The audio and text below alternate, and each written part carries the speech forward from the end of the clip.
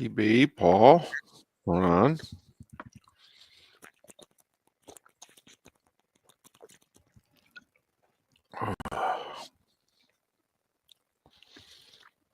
Happy Friday.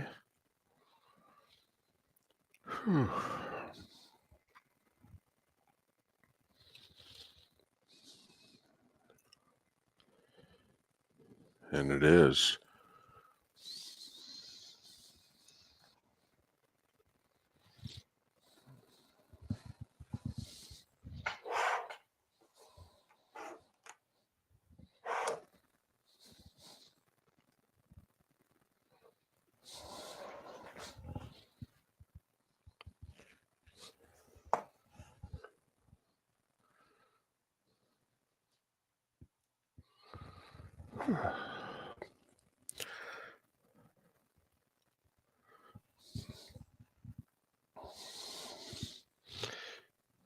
Why, Ambient?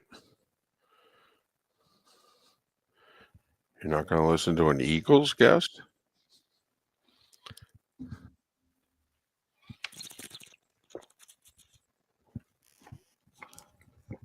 Rob's a good guy, too. Be uninformed. That's your choice. No, Ambient. 7 o'clock guest is a... Oh, 7 your time. Great guy. Yeah, Soren's terrific.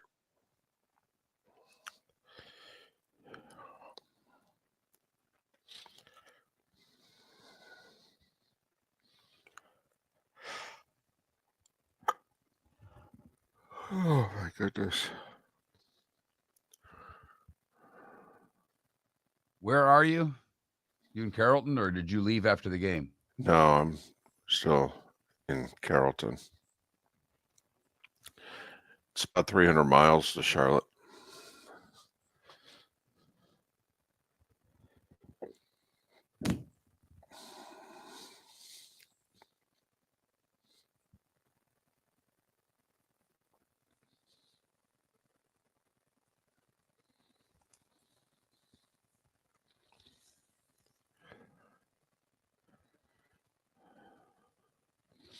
Holy guests.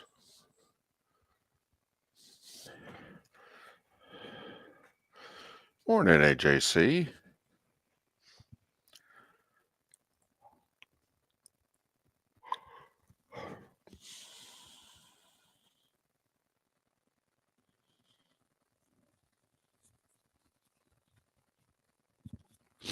Thank you, EB.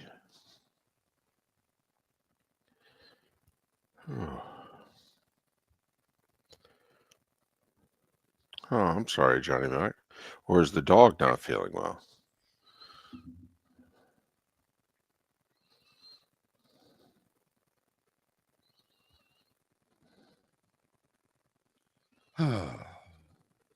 I hear you. And I got a good night's sleep. I had a long day yesterday. Productive? We'll see. Hope so. Me too.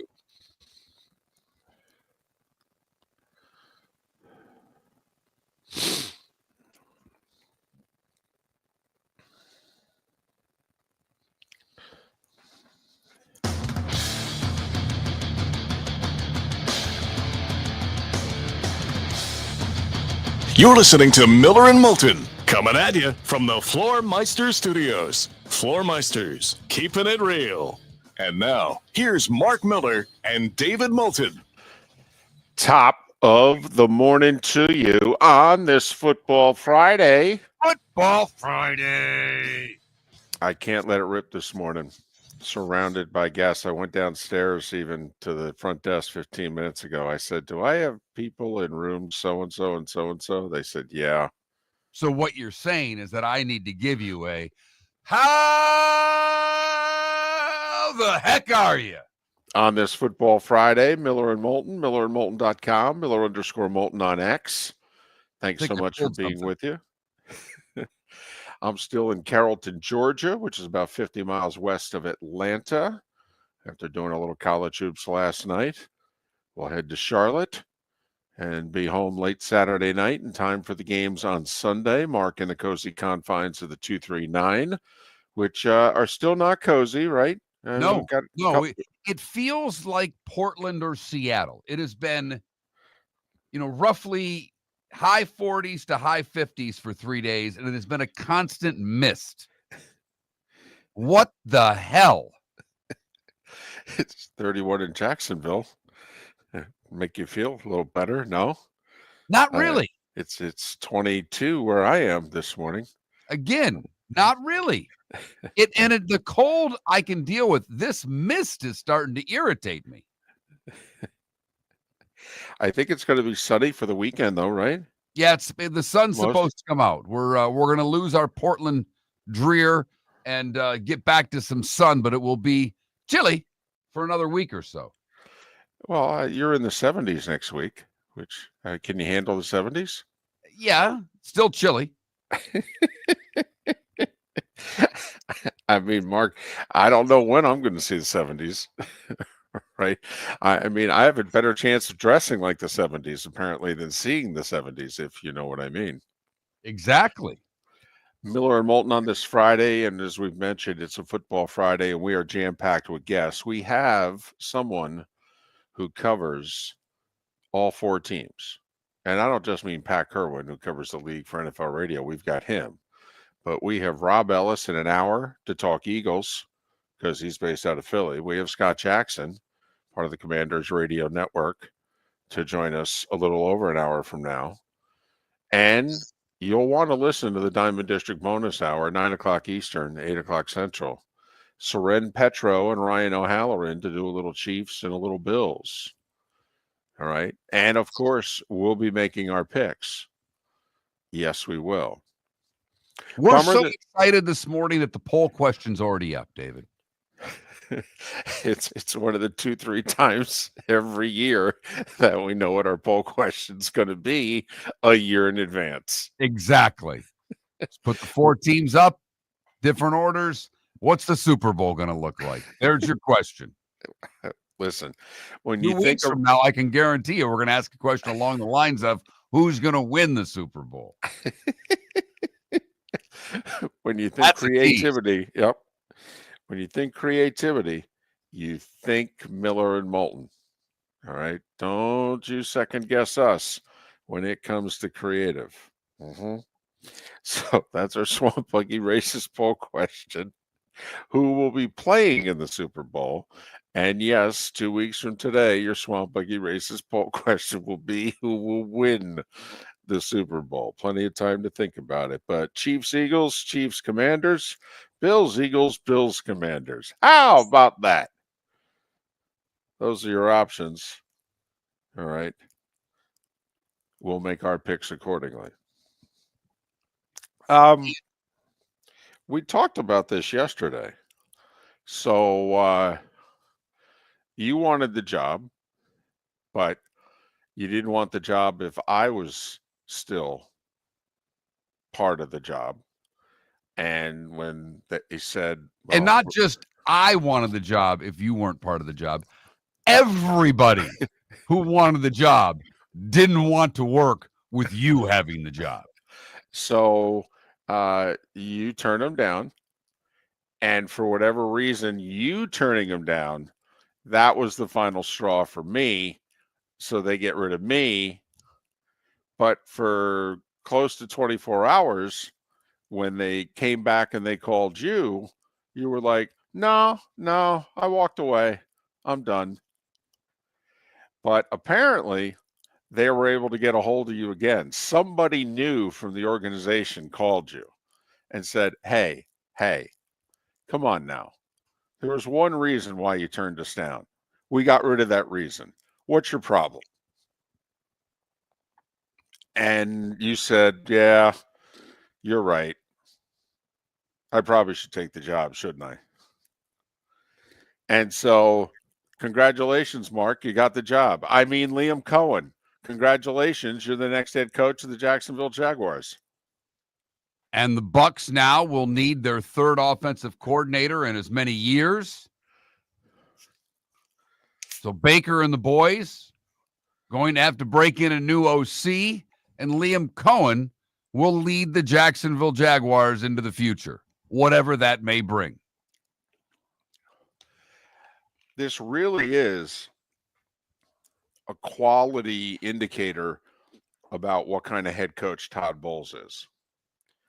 And I know Bucs fans don't want to hear it because Bucs fans don't like him. They think they can do a lot better. They think he's a C+, and they think they could do better. But, I mean, he's just hired 2 first-time guys to be offensive coordinator. They both did very good jobs. They both made your quarterback better. They both made your offense better. They're both thought of highly enough so that they got head coaching jobs. That shows you know talent. You can evaluate talent. You hire good people. I mean, that's part of being a head coach, isn't it? It's not just the leader of the 53 men that play. It's the leader of all the men in the organization. And being able to hire good men for jobs is part of your job as a head coach. And he has done an exceptional job at that. Exceptional. So it's a bummer for Bucs fans today. There's no doubt. The offense looked good. When Mike Evans was healthy, after that bye, I mean, they looked good finishing up the year. They won 6 of their last 7 before the playoff game. That offense looked good. That offense looked, peak Brady, Gronk, no risk it, no biscuit. The offense looked good. The offensive line was developing. The running game was developing. Good young backs. Baker's on the cheap for 2 more years. I get it. But back to the drawing board. There's no question about it. Back to the drawing board. And now, Liam Cohen. Can he do for Trevor Lawrence what he helped do for Baker Mayfield? Made him better. Took him from pretty good to good. At times, very good. And they have a number 1 receiver in Jacksonville. They have a tight end in Jacksonville. Their offensive line's a mess. Yeah, it needs work. It's got to toughen up. Their running back room, I think, is average. I do. Right. Maybe above average. Maybe on their best day, they're above average, but they're not consistently above average. How much of that is them? How much of that is them is the line? Kind of reminds you of where the Bucs were 2 years ago, doesn't it? 100%. So it's a tip of the cap to Todd Bowles. I don't know how many Bucs fans are going to see it that way. It really is. But it's a bummer at the same time. And the Jags get the guy they wanted. They get an offensive guy. They wanted Ben Johnson first, but Liam Cohen second. And they got him. Okay. Some coordinators getting some jobs, and we'll see who survives. And in 3 years from now, which of these coaches are already blown out?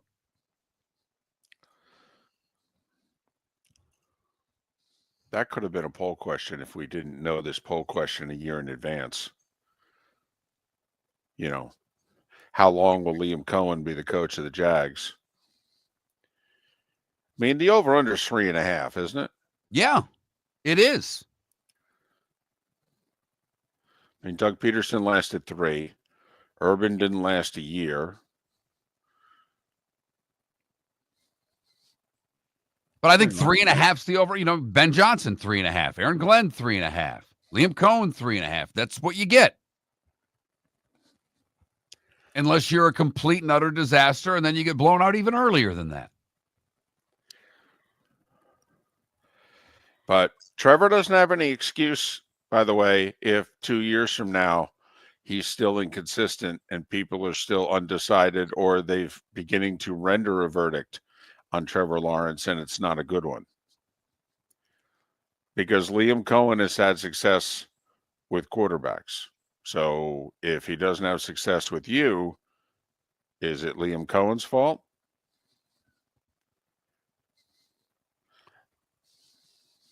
Now they'll be putting staffs together. You wonder if Cohen will rate any of the other Bucs coaches. They normally do. But we'll see. Also, I'm guessing he'll want to call plays. So that will probably render who he'll be able to get as offensive coordinator, because technically that person will be offensive coordinator in title only. But Mark, don't you think that the burden's now on Trevor? Like if they hired Robert Saleh, they'll say, well, Robert, who are you going to hire as offensive coordinator? We can debate whether or not your hires worked in New York. So we don't really know if you're good at hiring offensive coordinators. You didn't develop Zach Wilson, although it's probably because Zach Wilson sucks. All right. But, so now, come on. You're being given a talent here at quarterback. The burden's on you. I think now the burden shifts to Trevor. And Peterson was a quarterback guy, and things didn't work out well under Peterson. So this is not the last straw, David, but it's certainly getting close to that in Trevor Lawrence's world. Well, Trevor was given a pass for the year under Urban, and then obviously for the first year and a half under Peterson, it was working. They were winning. They went to the playoffs. They were 8-3 in the second year. Then he got hurt, and then it hasn't worked. And he's gotten hurt. Miller and Moulton on a football Friday.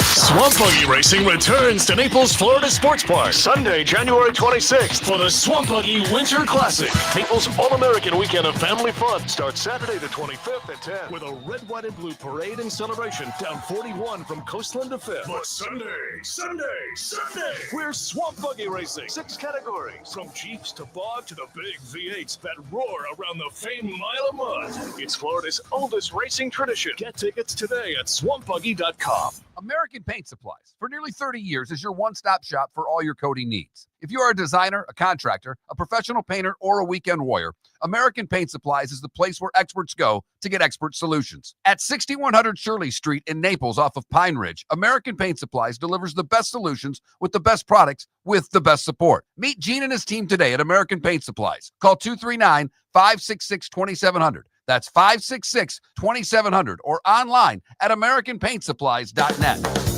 Visit Jason and Todd at the Diamond District. A new year is here, and with it comes new beginnings and new opportunities. At the Diamond District, Jason and Todd are inspired by the possibilities ahead. Whether you're celebrating a new love, renewing a commitment, or making a milestone, make it magical with a diamond from the Diamond District. Jason and Todd look forward to shaking your hand and welcoming you to our Diamond District family.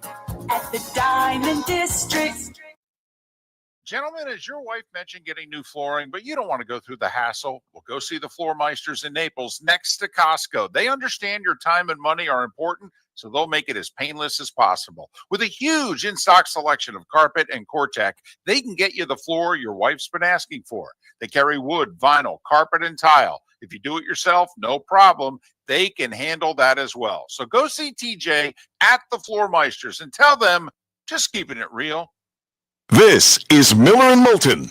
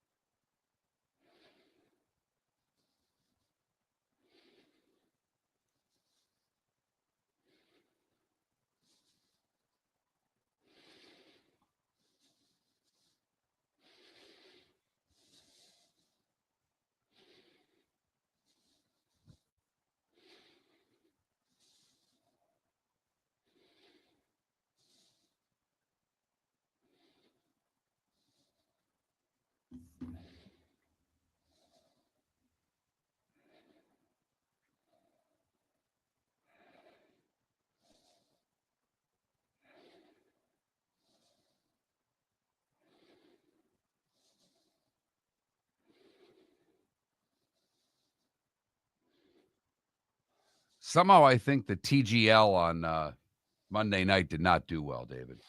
Because you can't hear anything about it. Haven't seen a thing about it. Can't find it on Sports Media Watch. Haven't found it anywhere. We got not a scathing, but we got a rather nice email that didn't like our conversation about the media yesterday and turned us off. Oh. Wasn't a jerk about it. He just said, you guys are in the media. Of course you're going to support the media. You know, blah, blah, blah, blah, blah. But it's dribble to me and I'm turning it off. We did say how much we suck. I know.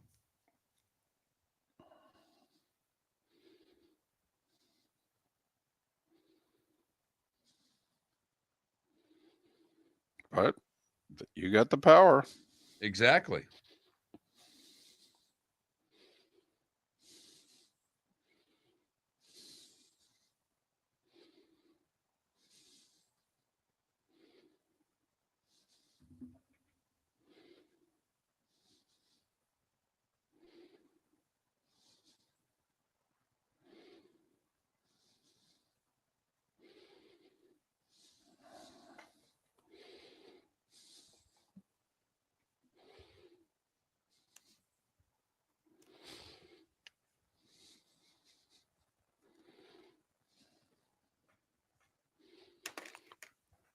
Matthew, that's how Mark used to answer every email that we would get.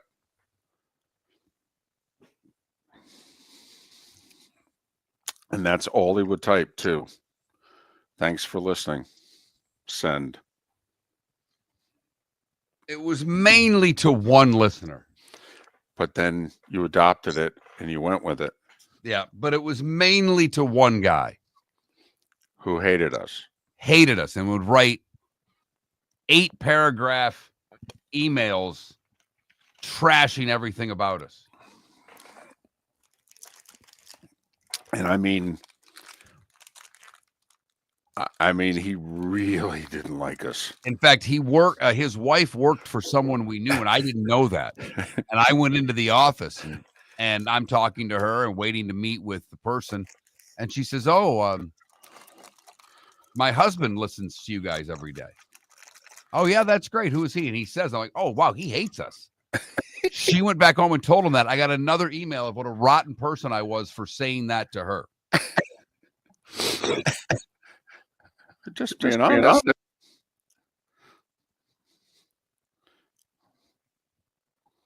She didn't deny it either. She didn't know one way. No, she was. My husband listens every day. You know him. He's whatever from whatever. I'm like, oh, he hates us. He writes us nasty emails. And he got right.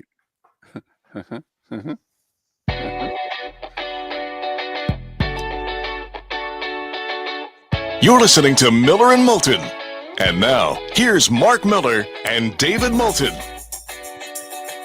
21 minutes past the hour. Miller and Moulton, millerandmoulton.com, Miller_Moulton on X. We already have a poll question. We've got next year's question on this day lined up too. It's who do you think is going to win the 2 conference championship games and play in the Super Bowl? It's our Swamp Buggy Races poll question. You going Eagles, Bills, Eagles, Chiefs, Commanders, Bills, Commanders, Chiefs. So far, early voting, and I don't know if this is just people prognosticating or really rooting, but boy, do they have the Bills in the Super Bowl. Yes, they do. Yes, they do, David. We will take a look at every one of the 4 championship teams today. Rob Ellis from Philadelphia and Scott Jackson from Washington in the 7 o'clock hour. The 8 o'clock hour, as always, has Pat Kirwan, Soren Petro, and Ryan O'Halloran in the 9 o'clock hour to talk Chiefs and Bills on the show. The text line is open at 21,000 if you want to chime in. And the poll question is up at Miller_Moulton, that Mark Miller, the David Moulton on X. I feel pretty confident about the Eagles. That one will really surprise me. I am torn beyond belief about the other one. And I'm just talking about who's going to win, not who I'm rooting for. I'm just talking about who's going to win. The part that I really don't understand, Mark, and to me, I'm shocked by this. I think Bills Chiefs is going to be low scoring. Like, I don't think we're going to see 40 points. I don't. And the over-under is 48.5. I mean, if I'm a betting man this weekend, if I'm losing money, Mark, I'm betting the under hard on Chiefs Bills. Hard. I just don't see I don't see points in that game. I really don't. Chiefs don't have difference makers on offense. I mean, they don't. And I don't think the Bills are going to be able to run the ball effectively against the Chiefs, which is going to make them one-dimensional. And quite frankly, this is their worst group of weapons. I mean, it's their most diverse group. He's got more guys catching the ball than ever before because he doesn't have to cater to Stephon Diggs. But I just don't see the difference makers on offense in this game like past years. I mean, past times when these guys played, it was a shootout. You knew you had to get into the upper 20s, maybe into the low 30s to win this game. It's funny. I think if you get to 24, this baby's over. All right. I think you're on to something, but I reserve reservation for over-under on that game because you know that these fourth quarters tend to get out of hand in these games. It's the one area where you can get burnt for your line of thinking. And we've talked about it all along. You get to a certain number of plays on the defense, they get worn down. Yep. But who's the receiver for Kansas? You know, is it D-Hop? Is it Hollywood Brown? Who's the receiver from Kansas City that has the big day? Because when you look at Kansas City and the way that they run their offense, particularly in the playoffs, you're going to see 10, 11 targets for Kelsey. Mahomes will run a few more times. So 25, 30% of their plays are going to be passes to Kelsey, Mahomes runs. So where does the rest of the offense come from? The Chiefs had 212 yards against the Texans. The Bills had 273 yards against the Ravens. Neither team turns the ball over. I mean, unless there's turnovers in this game, which would be uncharacteristic. Now, the Bills force turnovers, it is true, but the Chiefs don't turn it over. And they certainly don't turn it over very often in this situation. They have before, but you can count it on like 2 fingers over the last 7 years how many times the Chiefs have played a sloppy game in the playoffs. And without turnovers, I don't see these two offenses lining up against the other's defense and scoring over 24 points, which in theory you have to do to get over 48.5. So that to me, you know, like in the Chiefs-Bills game as a head coach, Mark, I would go into the game saying, yeah, we're taking points every chance we can get. I don't know what to tell you. I'm sending out the kicker. The Bills defensively have played a bend but don't break style where they get turnovers and play particularly well in the red zone, not allowing touchdowns. Without getting turnovers against Kansas City, can they keep them out of the end zone? Right. I mean, I think you can. Mahomes doesn't get sacked often either. I know. It's also interesting, you know, it's a rematch of a regular season game.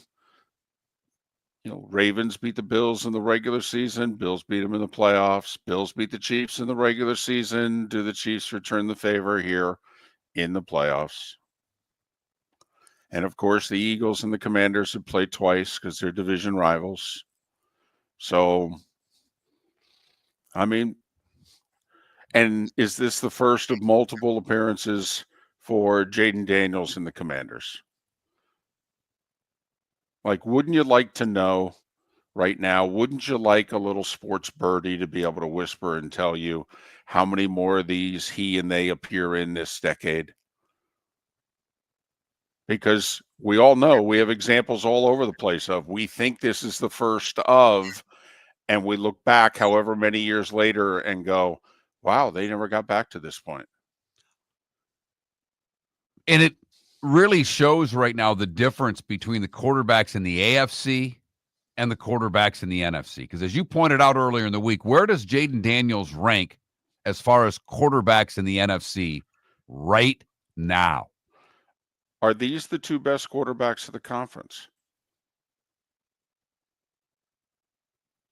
I'd take Stafford over Hurts. Yes. But right now, you look at the NFC. Are these the two quarterbacks going forward that you would want to go forward with? Stafford's contemplating retirement, by the way, and he's 37. And you've got Dak hurt again. You've got Goff. But you taking anybody else? I mean, Baker? Honestly, Baker. You can't laugh when you say that, right. David, in the NFC. I mean, Brock Purdy, Kyler Murray, and Jordan Love. So, how often are we going to see this guy in late January playing football? I mean, is this the beginning of a Commanders-like run in the NFC, the way we've seen certain teams do it in the AFC? I know it's difficult to wrap your brain around that, right? They haven't been consistently good for 30 years. It's like, oh, come on. Well, if you got a stud quarterback.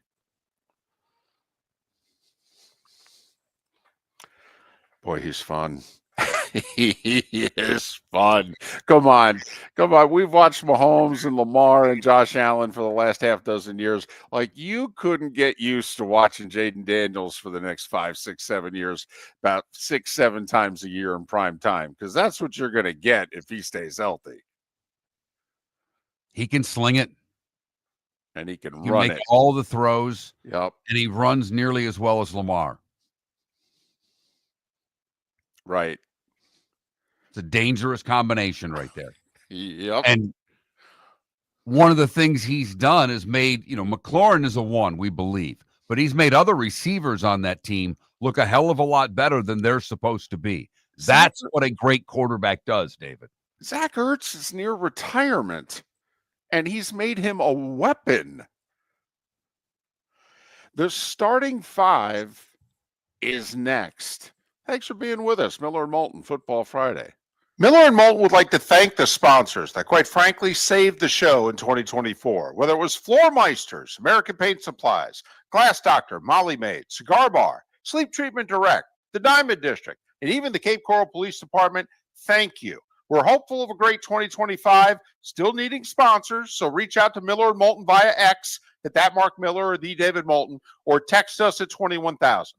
But Miller and Moulton says thank you to our sponsors and to you, our loyal listeners. The Cape Coral Police Department is growing. They are currently looking for police officers and are offering a $10,000 signing bonus to newly hired officers. If you desire a career in law enforcement, or if you are already in law enforcement and thinking about making a move to a better agency, think Cape Coral Police Department. If you're looking for a police department that is committed to excellence, that invests in the highest level of training, state-of-the-art equipment, and some of the highest compensation in all of Southwest Florida, then the Cape Coral Police Department is for you. Visit capecops.com. That's capecops.com. The world-famous cigar bar started as a neighborhood place in downtown Fort Myers, and now it's a brand, a destination, with 4 locations. The original place, Henry Street, Fort Myers, Gulf Coast Town Center, on Southeast 47th Terrace off the Cape Coral Parkway, and the Lounge on West 1st Street in Fort Myers. A place to go, whether you just need a relaxing drink and a smoke after a tough day at work, or a place to go celebrate. From relaxation to celebration, the world-famous cigar bar. Mark Miller for Molly Maid. Why Molly Maid, you ask? Trust. Moulton was a customer for 15 years. Affordability. Didn't I just say Moulton was a customer for 15 years? Worry-free services. Our professional house cleaners are fully insured and a 24-hour warranty. Call Molly Maids today at 239-774-5839. That's 239-774-5839 or online at mollymaid.com/FTMYERS. That's mollymaid.com/FTMYERS. This is Miller and Moulton.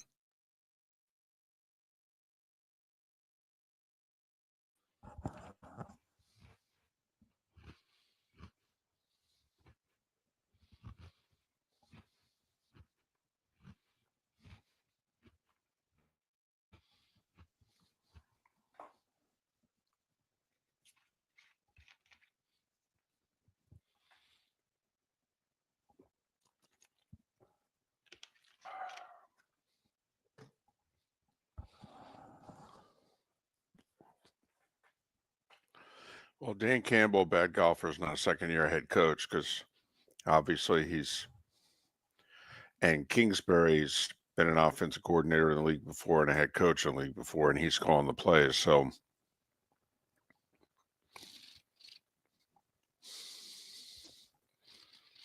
And I know a lot of you cited your example of stepping back as C.J. Stroud. C.J. Stroud had a winning record, went to the playoffs, lost two of his three top receivers for the majority of the year, and still won a division. Did he step back, or did the talent around him get hurt?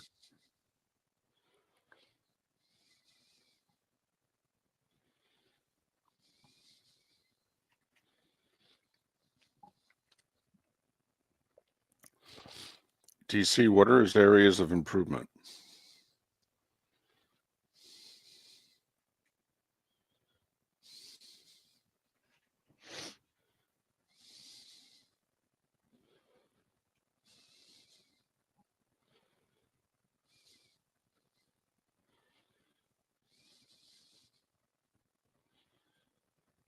Oh, man.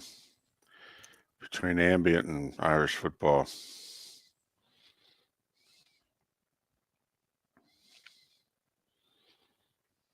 Ambient, I'll talk about Knicks for you.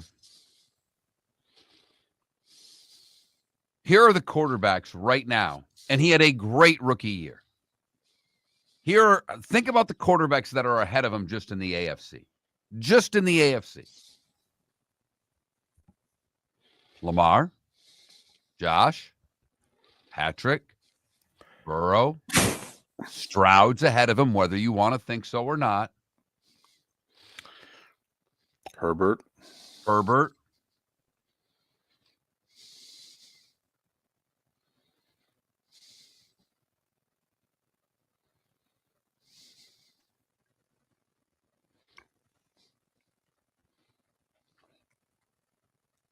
I mean, that's minimum. That's bare minimum. Ambient, and I mean this. If your head coach, Sean Payton, if you ask Sean Payton, who would you rather have, Bo Nix or Justin Herbert? I bet you every dollar I have, he'd say Justin Herbert.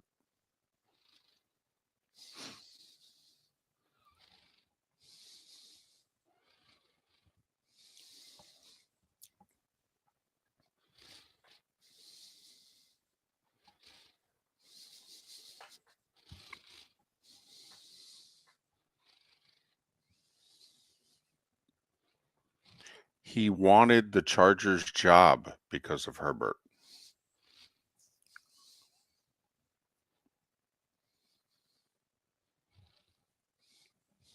But Spanos wouldn't get rid of the guy, Staley. Listen, Empire, I do think he's a little overrated. Absolutely. Still take him over Bo Nix.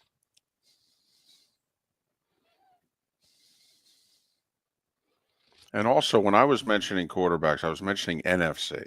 We were going through the list of NFC quarterbacks.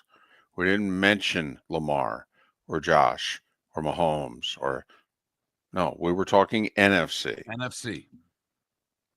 But Where there's you guys void at that position. But do you guys have you guys have Bo Nix. Fuck. Unbelievable. They don't think about Bo Nix's wife doesn't think about Bo Nix as much as you two do. It's a pretty good line. I mean, I wish Bo Nix knew you guys so that when he gets in a fight with his wife, he could say, you know, I just wish you cared about me the way Ambien does.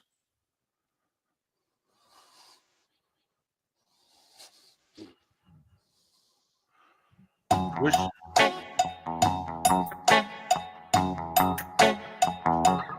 You're listening to Miller and Moulton. And now, here's Mark Miller and David Moulton. 22 minutes to the top of the hour. Rob Ellis will join us in a little more than 20 minutes time as we begin our in-depth AFC and NFC championship game previews. Rob's based in Philadelphia, so we'll talk to him mostly about the Eagles on this Football Friday. Football Friday. Before you hit the button, this is not for debate. I'm throwing this out there, though, so that we can all ponder it. Feel free to answer it. 21,000, text line, twitch.tv/Miller and Moulton in the Twitch chat room. So I'm listening to a little NFL radio yesterday. Okay. And Alex Smith, former number one pick, you know, the Niners took him instead of Rodgers, the whole deal. And he said, I believe Jaden Daniels has had the greatest rookie season in the history of sports. And the host said, you mean the NFL? And he said, no, sports. He goes, now I'm biased because I was the quarterback. He goes, but I am telling you, at that position, to take over a bad team and to do what he's done, and he said, listen, you guys know sports better than I do. But I'll argue that this is the greatest rookie season in the history of sport. Now, I have to admit, if I was in control of the car at that time, I might have ran it off the road. But I did get to thinking, though. It's a pretty amazing rookie year. Now, you know, you and I are hockey guys. You know, Patrick Waugh, a rookie, led the Canadians to the Cup and was remarkable in the postseason and, you know, all that. But remember, it's just rookie year, not greatest career, you know, rookie year. And his argument is, he goes, I challenge all of you. You tell me in all of sport. And he said, and take it all into consideration, not only on-field performance, but what he then has done to make his team win. He goes, they're in the NFC Championship game. You know, and as has already been pointed out, Magic Johnson, pretty good rookie year. Larry's rookie year, pretty good. You know, so is a little hyperbole? Yeah. But Alex Smith was trying, he goes, I'm just telling you what football players are thinking. They're looking around like, is he serious? So just, you know, just think about that. The Starting Five. 5 big stories you need to know. Here is the Starting Five. Well, a day after turning down the Jags job, Liam Cohen has said, well, you got rid of the reason why I turned it down. So come to think of it, I probably should take the job. And so Liam Cohen is now the new head coach of the Jacksonville Jaguars, leaving the Bucs after 1 year doing a terrific job as offensive coordinator. Do you know what the word is out of Dallas?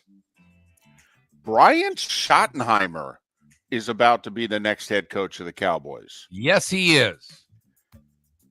Now, 10 years ago, 12 years ago, 15 years ago, this actually would not have been that surprising. Brian Schottenheimer was Rex Ryan's offensive coordinator when they went to back-to-back AFC championship games, and he was nursing Mark Sanchez along. And he was seen as a head coach in waiting, Brian Schottenheimer. And then his career kind of got derailed. And yes, he's been the offensive coordinator in Dallas the last couple of years, but he wasn't calling the plays. McCarthy was. Not that that matters. We've been saying for years, a head coach is the leader of men first. But the word is Brian Schottenheimer is going to be the next head coach of the Dallas Cowboys. 5 MVP finalists are Josh Allen, Lamar, Saquon, Joe Burrow, Jared Goff. Just curious, who would you vote 5th amongst those 5? Who would I vote 5th? Yeah, I mean, Josh Allen, Lamar, Saquon, Joe Burrow, Jared Goff. Who? Jared Goff's in 5th. Okay. I thought it was nice that they included him on that. Remember, Goff was traded for Stafford. Stafford and his wife have given hints that maybe we're going to retire. The Rams have said to Stafford, that's cute and all. We need an answer sooner rather than later. Okay? Just so you know. You can't pull an Aaron Rodgers on us here. We need to know. More news out of Dallas. Did you hear about the surgery Trayvon Diggs is having? Left knee surgery. They're having a tissue graft. And apparently this is very serious left knee surgery. Unrelated to the torn ACL.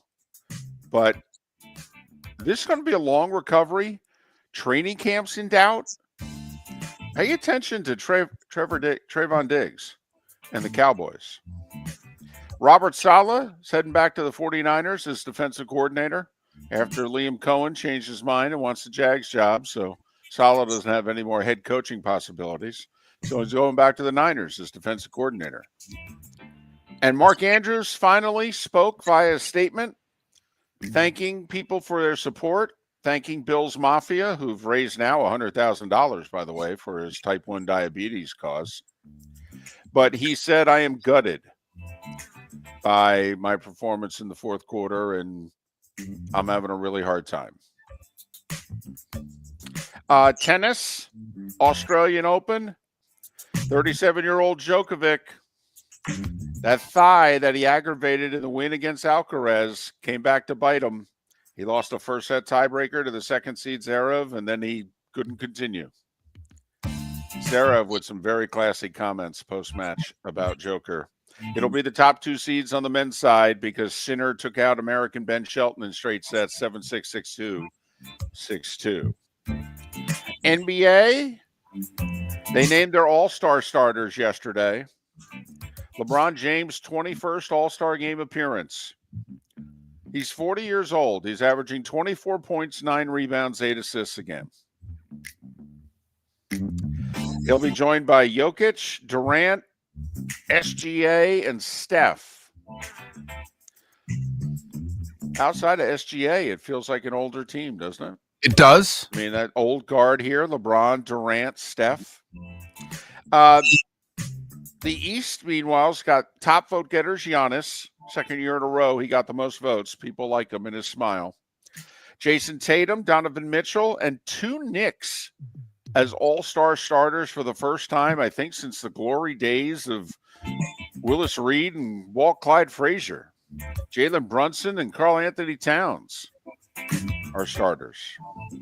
NBA said that they're thinking about establishing a separate NBA Europe league. Adam Silver is over in Paris. They had Wemby and the Spurs perform yesterday, beating the Pacers 140-110 with Wemby scoring 30 and being the best player on the floor. And before the game, he said, yeah, we see a ton of potential over here, and I know there's an 18-team league, but we think they're missing out on a lot. And so the NBA is thinking about essentially NBA Europe. The Heat lost to Milwaukee by 29 and fell below 500. Mark, do you know the Orlando Magic are below 500? I do, and they had everybody back yesterday and got just pounded. Scored, 79 points? How do you do that? Against the Portland Trailblazers at home, losing 101-79. By the way, Toronto went to Atlanta and beat the Hawks. It was a strange night in the NBA last night, 122-119. Dallas went to OKC and beat the Thunder, 121-115. And I guess the Celtics didn't think the whole Lakers game was still a thing. Remember we asked that question yesterday, is Celtics-Lakers still a thing? Lakers think it's a thing. Celtics, no, 117-96 LA. College hoops, holy mackerel. Maryland went to Illinois and thumped the Illini. Thumped them from the word go. Had like a 9-point lead at the half and blew them out in the second half. 91-70, Terps. Memphis, the only other ranked team in action, they held off Wichita State at home by 8. In the state of Florida, bunch of winners last night. Jacksonville beat West Georgia by 17. Covered in the first half. That's really the big point of that game. They had no problem at all. Our Right. theory did not work. No, with the whole, they didn't arrive till midday yesterday. Our inside information, David, what game did you call last night? That would be Jacksonville's 17-point win at West Georgia. FGCU beat Bellarmine by 16. Jacksonville and FGCU are tied for first in the ASUN. Stetson hit a half-court shot at the buzzer to beat Eastern Kentucky, 67-66. And North Florida beat previously first-place Queens in Charlotte, 90-81. North Alabama beat Lipscomb, 74-64. Women's side, UCLA remains unbeaten. They're 19-0. They beat Rutgers by 18. LSU couldn't get to the game in time. LSU was supposed to play South Carolina last night in Columbia. Well, heck, they couldn't get out of Baton Rouge or New Orleans till yesterday late. So they moved the game to 5 o'clock today. Unbeaten LSU is going to play 18-1 South Carolina. That game was supposed to be on ESPN. It will be on ESPN later today. Go Gamecocks. NHL, Rangers are 7-0-3 in their last 10. That's after they went 5-14 in their 19 previous games. And they started the year 12-4-1. My goodness. 6-1 over Philly for the Rangers. Mark Your Wings got a goal and assist from Dylan Larkin. They doubled up Les Habitants 4-2. Korpisalo used to be with Ottawa. Instead, he shut him out last night for the Bruins 2-0. Hurricane scored 5 in the second. You score 5 goals in a period in hockey, you usually win. That is a fact, David. Yeah, and they beat Columbus 7-4. Edmonton led 5-0 on their way to a 6-2 win over Vancouver. Ovechkin scored his 875th goal. He's 19 behind Gretzky, 20 away from breaking the all-time record. He's got like 37 games this year. Can he get 20 goals in 37 games? I don't think so. Washington beat the Kraken 3-1 and Anaheim 5-1 over Pittsburgh. And remember we were talking about you're going to have to go low at Torrey Pines? Yeah, the weather turned yesterday, Mark. There were 3 rounds in the 60s. Best score of the day was 3 under 69. So Aberg there, who shot a 63 in the opening round, followed it up with a 75, and he's still tied for the lead. Mark, Justin Rose went 69-80. There was some golfer who went 67-82 and missed the cut. Meanwhile, our buddy Sappin there, the FGCU kid, he shot a 1 under 71, so he's even after 2 rounds. He moved up 58 spots, shooting 71. That's 3 consecutive cuts made for him for a rookie on the PGA Tour. Good for him. That's not easy to do. No, it is not. And the Braves signed Jurickson Profar, who had a career year last year with the Padres. They signed him to a 3-year, $42 million deal. And at 9 minutes before the hour, that was the starting 5. 5 big stories in the Australian Open that you need to know here on Miller and Moulton.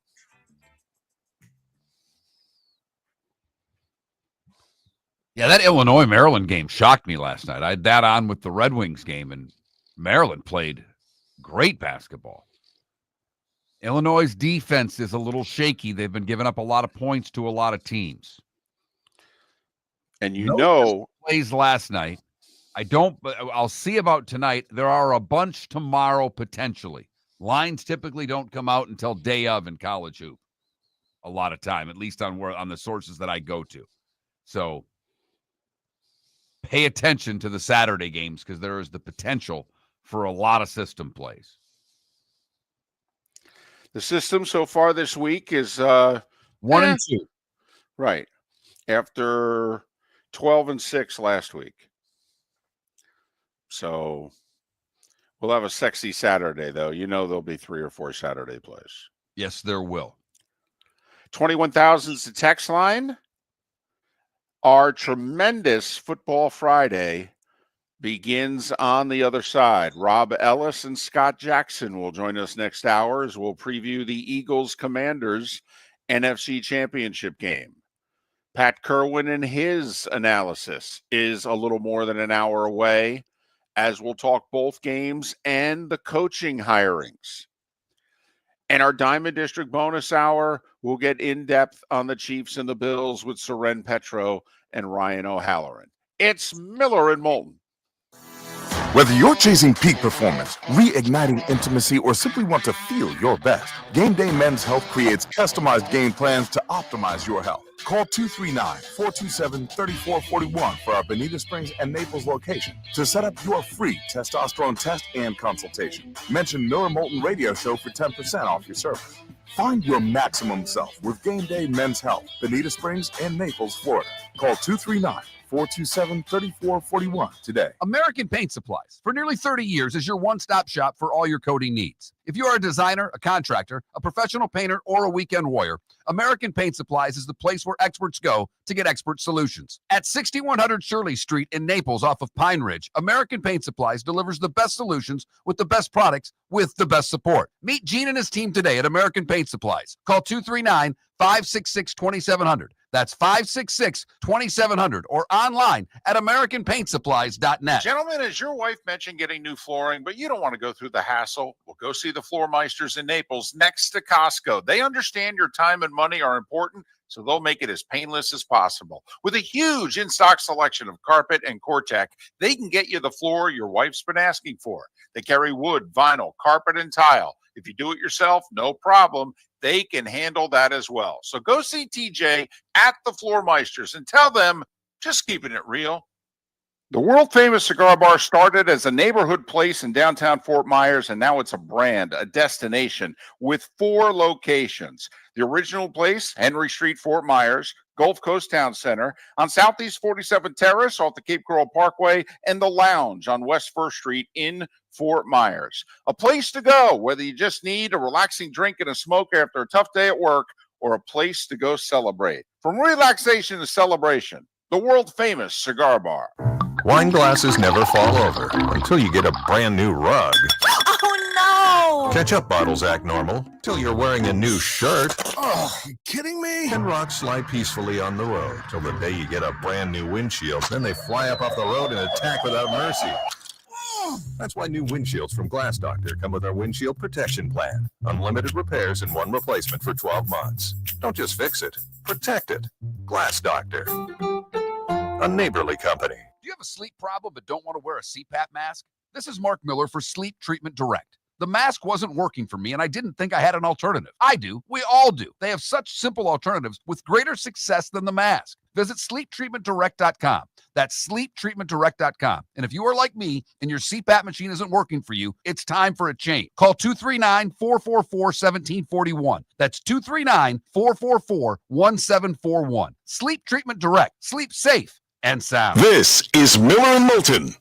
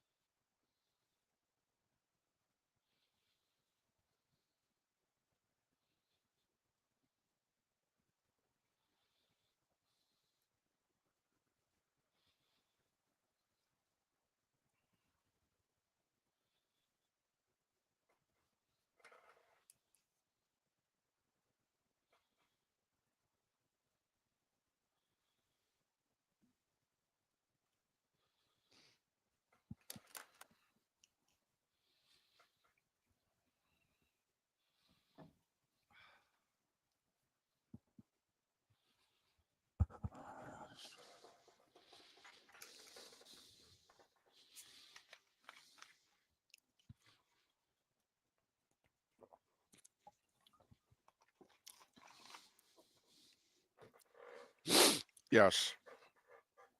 Yes. It's Nance and Romo. CBS. Burkhart Brady at 3, Nance and Romo at 6:30.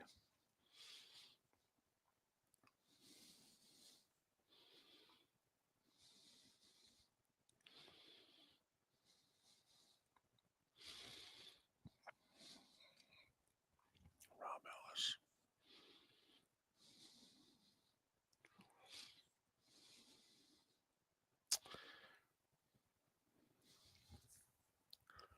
He does, but he doesn't let it get in the way. I believe this golf tournament ends Saturday. Rob's all set. I believe this tournament's Wednesday through Saturday Yes, it is. to accommodate CBS. To accommodate Jim Nance. I think he's calling it from Kansas City. On Saturday? Yeah, I thought I read that, but I could be wrong, David.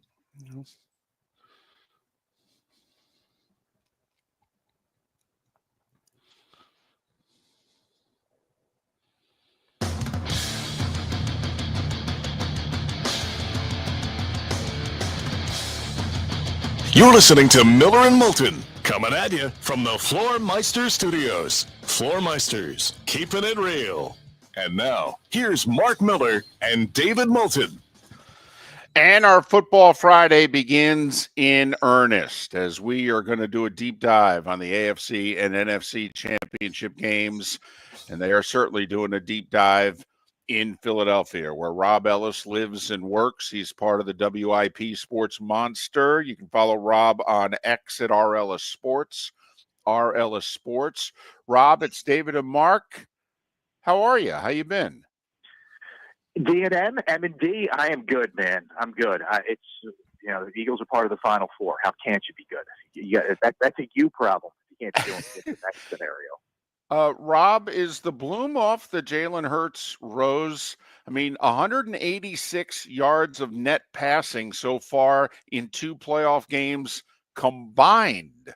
I mean, or is this just a speed bump? Oh, that's a good question. I wouldn't say the bloom's off the rose, but I would say the biggest trepidation point or talking point this whole playoff run, but certainly this week, especially when you look at the way that Jaden Daniels is playing, would be Jalen Hurts. I mean, you look at it, the defense has had one of the all-time spectacular turnarounds under a guy you guys are very familiar with, Vic Fangio. And you look at what's happening with the offensive line and how good they've been. And Saquon having an all-time year. The biggest question going into this thing is, A, how healthy is Jalen Hurts? Because that is a big part of this thing. And B, if it is a tight game, if it is a game where Saquon Barkley doesn't have the Superman cape on, is Jalen Hurts capable of either bringing you back, or if you're in just a back-and-forth throwdown where the quarterback's got to be that guy, is he capable? And I think for a lot of people, they're really concerned that he isn't that guy, that he can't be that guy when pressed upon, when everything else doesn't play out the way it should. And the guy on the other side looks as if he could be something special in Jaden Daniels. And when they played last time, I think he threw it 39 times. He had a bunch of touchdowns. He was only sacked once.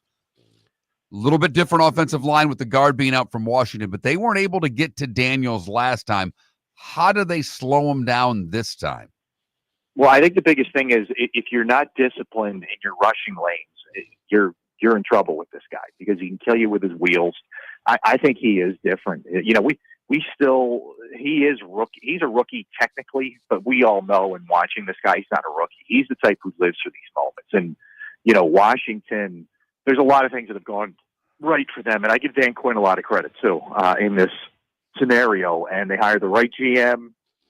And it's such a funny contrast with Josh Harris, who's their owner, because he's also the Sixers owner, and he's despised universally here in the city, but he's beloved there. It's really a weird, twist there. But getting it right, you get the quarterback right in that sport, it changes everything. And this guy is legit. I think the biggest thing is stay disciplined in your rush with him, and you got to get to him. I mean, you got to get home. And Jalen Carter's on a heater right now, and he's a guy who can really change things very, very quickly. But you're also going to have to get something out of the Nolan Smiths of the world, Josh Sweats of the world. Those guys are going to have to show up, and you can't just freelance. You got to be smart the way you go about, chasing this guy around. I could be wrong. I thought the Sixers traded for Moses Malone because I'm trying to think, is Saquon the best free agent signing in Philadelphia sports history, or at least since Pete Rose? I mean, seriously, this has been amazing. But you're right. They did trade for Moses Malone, Caldwell Jones, and somebody else. Look it up, kids.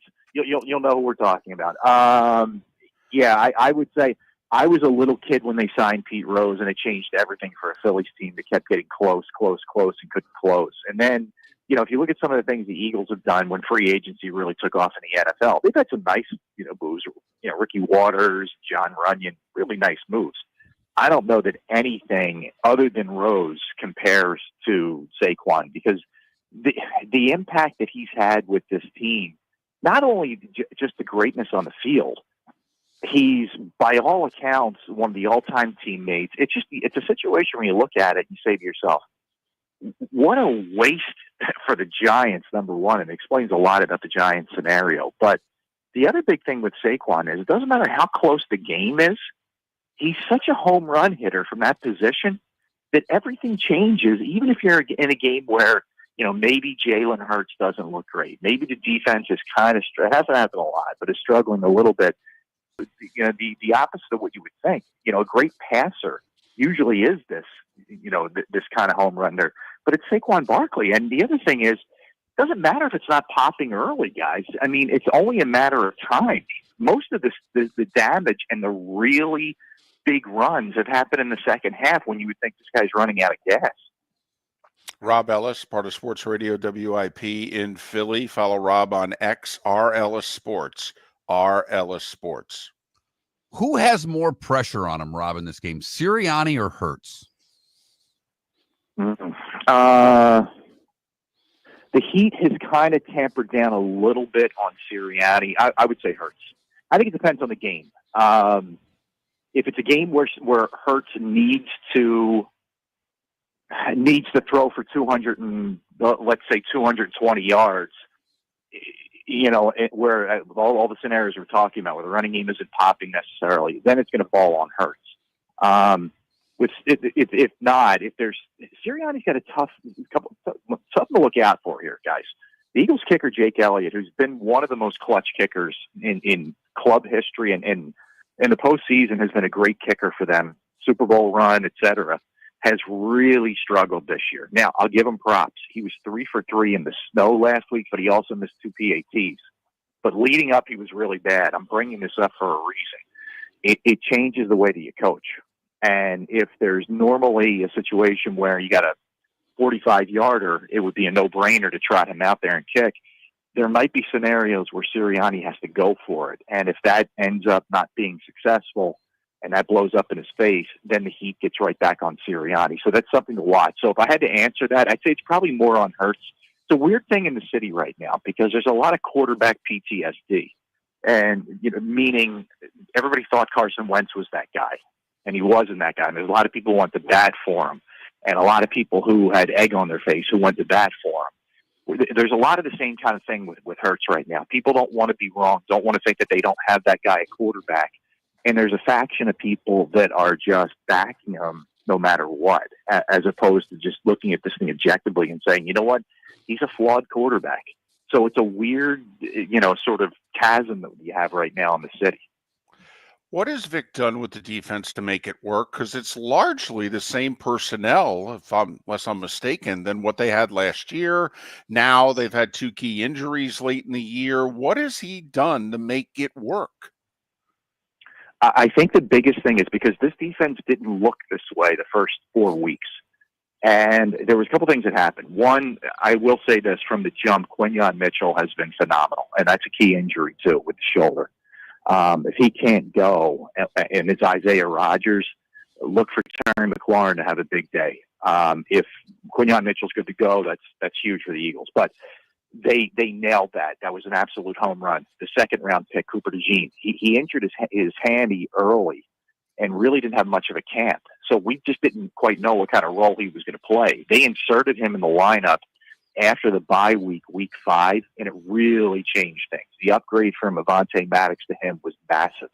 So hitting on those first two, and I don't know how much credit Vic gets on that one. That's more of a Howie Roseman thing. But the thing that Vic did, I think more than anything else, was figuring out the chess pieces. And the most brilliant thing, and this you can give assist to Howie too, because Howie signed him.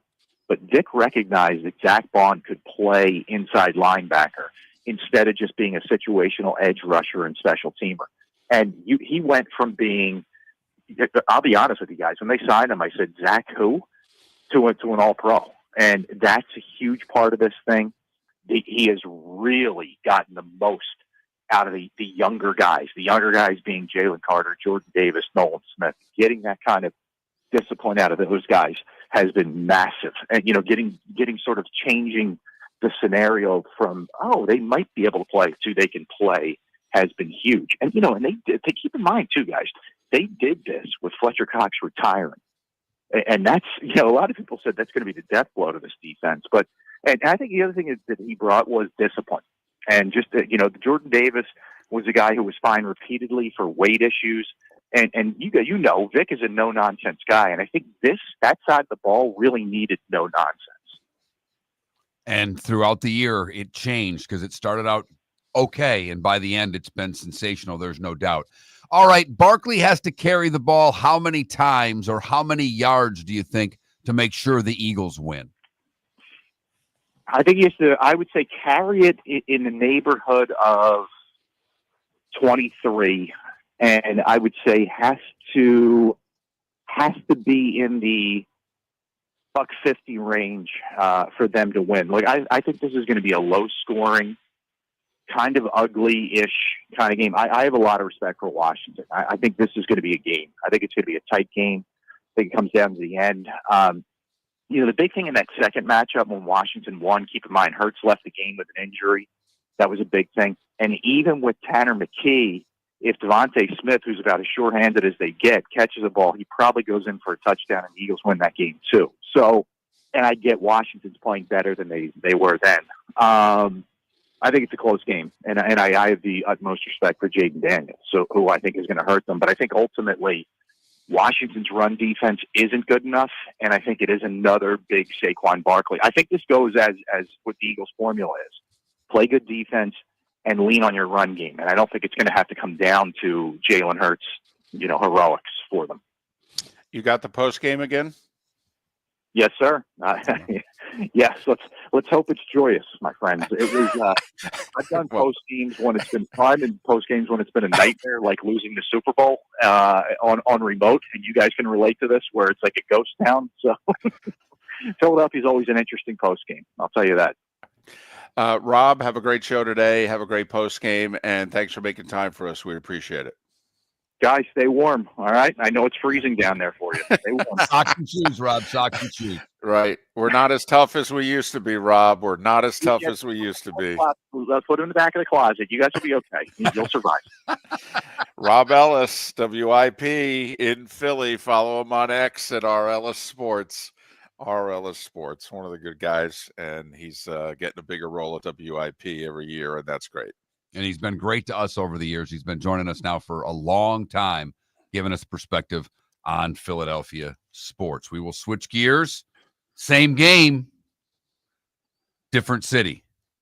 We'll talk Commanders with Scott Jackson coming up next. Pat Kirwan in the 8 o'clock hour, and then we get into the Chiefs and the Bills in the Diamond District bonus hour. It's all still ahead. Thanks for listening on a Football Friday to Miller and Moulton. Miller and Moulton would like to thank the sponsors that, quite frankly, saved the show in 2024. Whether it was Floor Meisters, American Paint Supplies, Glass Doctor, Molly Maid, Cigar Bar, Sleep Treatment Direct, the Diamond District, and even the Cape Coral Police Department, thank you. We're hopeful of a great 2025, still needing sponsors, so reach out to Miller and Moulton via X at that Mark Miller or the David Moulton, or text us at 21,000. But Miller and Moulton says thank you to our sponsors and to you, our loyal listeners. American Paint Supplies, for nearly 30 years, is your one-stop shop for all your coating needs. If you are a designer, a contractor, a professional painter, or a weekend warrior, American Paint Supplies is the place where experts go to get expert solutions. At 6100 Shirley Street in Naples off of Pine Ridge, American Paint Supplies delivers the best solutions with the best products with the best support. Meet Gene and his team today at American Paint Supplies. Call 239-566-2700. That's 566-2700 or online at AmericanPaintSupplies.net. Gentlemen, as your wife mentioned getting new flooring, but you don't want to go through the hassle, well, go see the Floor Meisters in Naples next to Costco. They understand your time and money are important, so they'll make it as painless as possible. With a huge in-stock selection of carpet and Cortec, they can get you the floor your wife's been asking for. They carry wood, vinyl, carpet, and tile. If you do it yourself, no problem. They can handle that as well. So go see TJ at the Floor Meisters and tell them, just keeping it real. Do you have a sleep problem but don't want to wear a CPAP mask? This is Mark Miller for Sleep Treatment Direct. The mask wasn't working for me, and I didn't think I had an alternative. I do. We all do. They have such simple alternatives with greater success than the mask. Visit sleeptreatmentdirect.com. That's sleeptreatmentdirect.com. And if you are like me and your CPAP machine isn't working for you, it's time for a change. Call 239-444-1741. That's 239-444-1741. Sleep Treatment Direct. Sleep safe and sound. This is Miller and Moulton.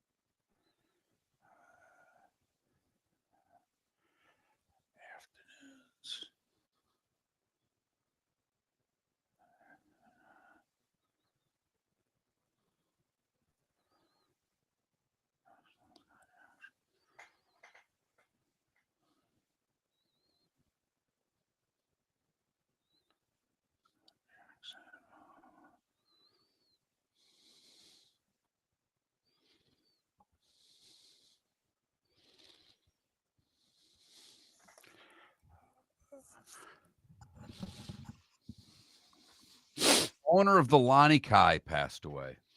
Oh, wow. Mr. C, they called him.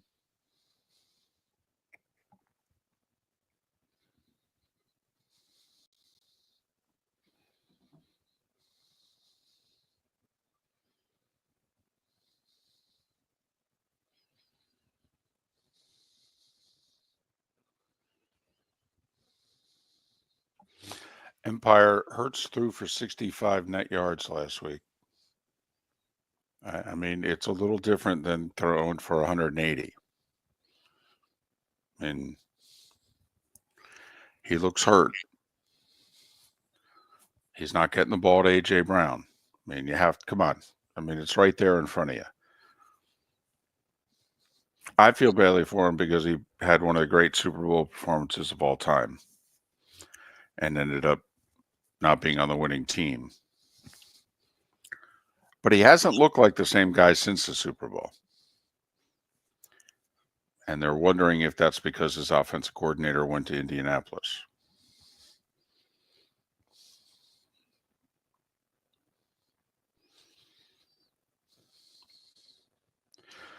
Yeah. No, listen. And he ain't going anywhere. I mean, his deal is just kicked in. I mean, he's making what, 51, 52? And he ain't going anywhere for a little while.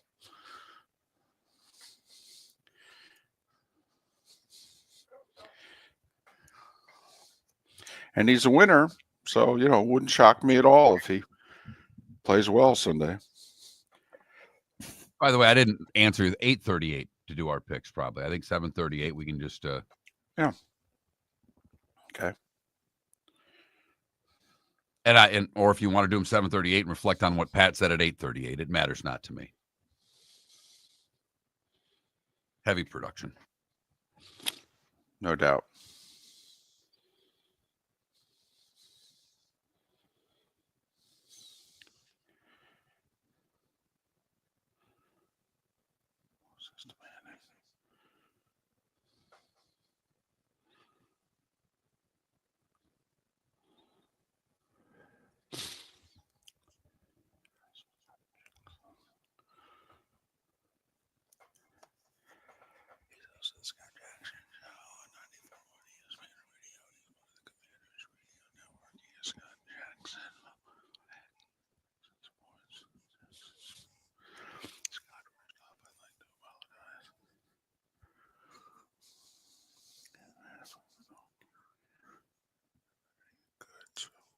Scott is on.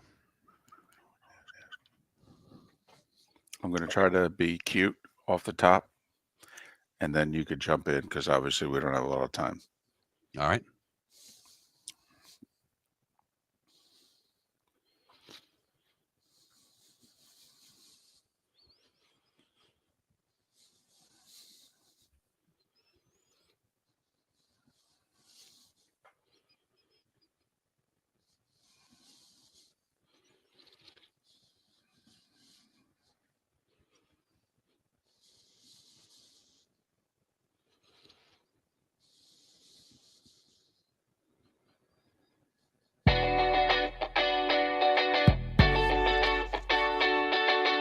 You're listening to Miller and Moulton. And now, here's Mark Miller and David Moulton. Our AFC and NFC championship talk continues on this Football Friday with Scott Jackson, host of the Scott Jackson Show on 94.1 ESPN Radio and part of the Commanders Radio Network. You can follow Scott on X at Jackson Sports. Scott, it's David and Mark. Thanks for doing this. I'd like to apologize at the beginning of this interview because you've been gracious enough to come on this show for over 10 years, and we've never, ever had you on when the Commanders were winning, or we never talked about anything positive. So we really don't know how to start this interview, Scott. And quite frankly, did you forget how to do Commanders postgame for a winning team? You know, it's funny you say that because we've talked about it a lot this year, how nice it's been. Because, you know, a lot of times, honestly, you know, it's not even like a football conversation over the last 7 years. It was more like, like you're somebody's strength, and you're like in a support group for people, and you're running a support group, and hey, it's going to be okay, and then thinking, honestly, thinking during the Snyder era, well, no, it's not going to be okay, but it's always going to be this crappy. And then last year, I think even though it was a terrible season on the field with the ownership change, I think everybody was understanding that, okay, once Josh Harris got a chance to, hire his GM and his coach, that this would probably see better days ahead. Did anybody foresee this? No, nobody outside of that building saw this. No chance. It's hard at this point to not think of the next game, I would believe. I mean, when you go from where the Commanders were to where they are, can you just live in the moment, or is it now we're going to the Super Bowl? No, you got to live in the moment, but I do think you're thinking that's a real possibility. I mean, you're just one game away, and it's a team that you got a lot of familiarity with, and vice versa. But you feel like you can play with them. If you watch those first two games this season, they certainly, they were in the game in the fourth quarter, and the one in Philly. That was also a time where Jaden Daniels was not healthy. He was dealing with that rib injury, and of course, the Philly fans would say that Hurts didn't make it through the last game. That's fair too. But they moved the ball in the number one offense in the NFL, and they had a lot of success there. And I don't think by any means they were their best that day. I mean, they had 5 turnovers. They were sloppy. I mean, they don't play games like that normally. So I think this team's got a lot of confidence coming in, and then they have every reason to have confidence. How are they going to stop Saquon, though? They've had, 30th against the run. They did a much better job against Tampa stopping the run than we thought they would. But, they didn't stop Gibbs really last week. They won that game because of the turnovers and Daniels. How are they going to stop Saquon? Well, they are going to have to load the box and make it a Jalen Hurts game, I think. And you know what? They didn't stop Saquon the first 2 games either. We're in it. I'm sure you've seen these fancy stats. I mean, it's not really fancy, but they've actually won 9 games now when the opponent's running back or the team rushes for more than 120 yards on them. Doesn't make any sense, I know, but Philly's going to have to be patient, obviously, with Saquon, just keep pounding him.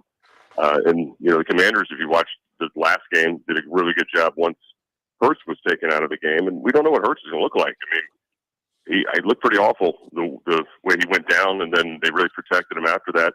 Another saying he was a full participant tomorrow, but we'll see how healthy he is. It's not like that passing game's been lighting the world on fire lately either.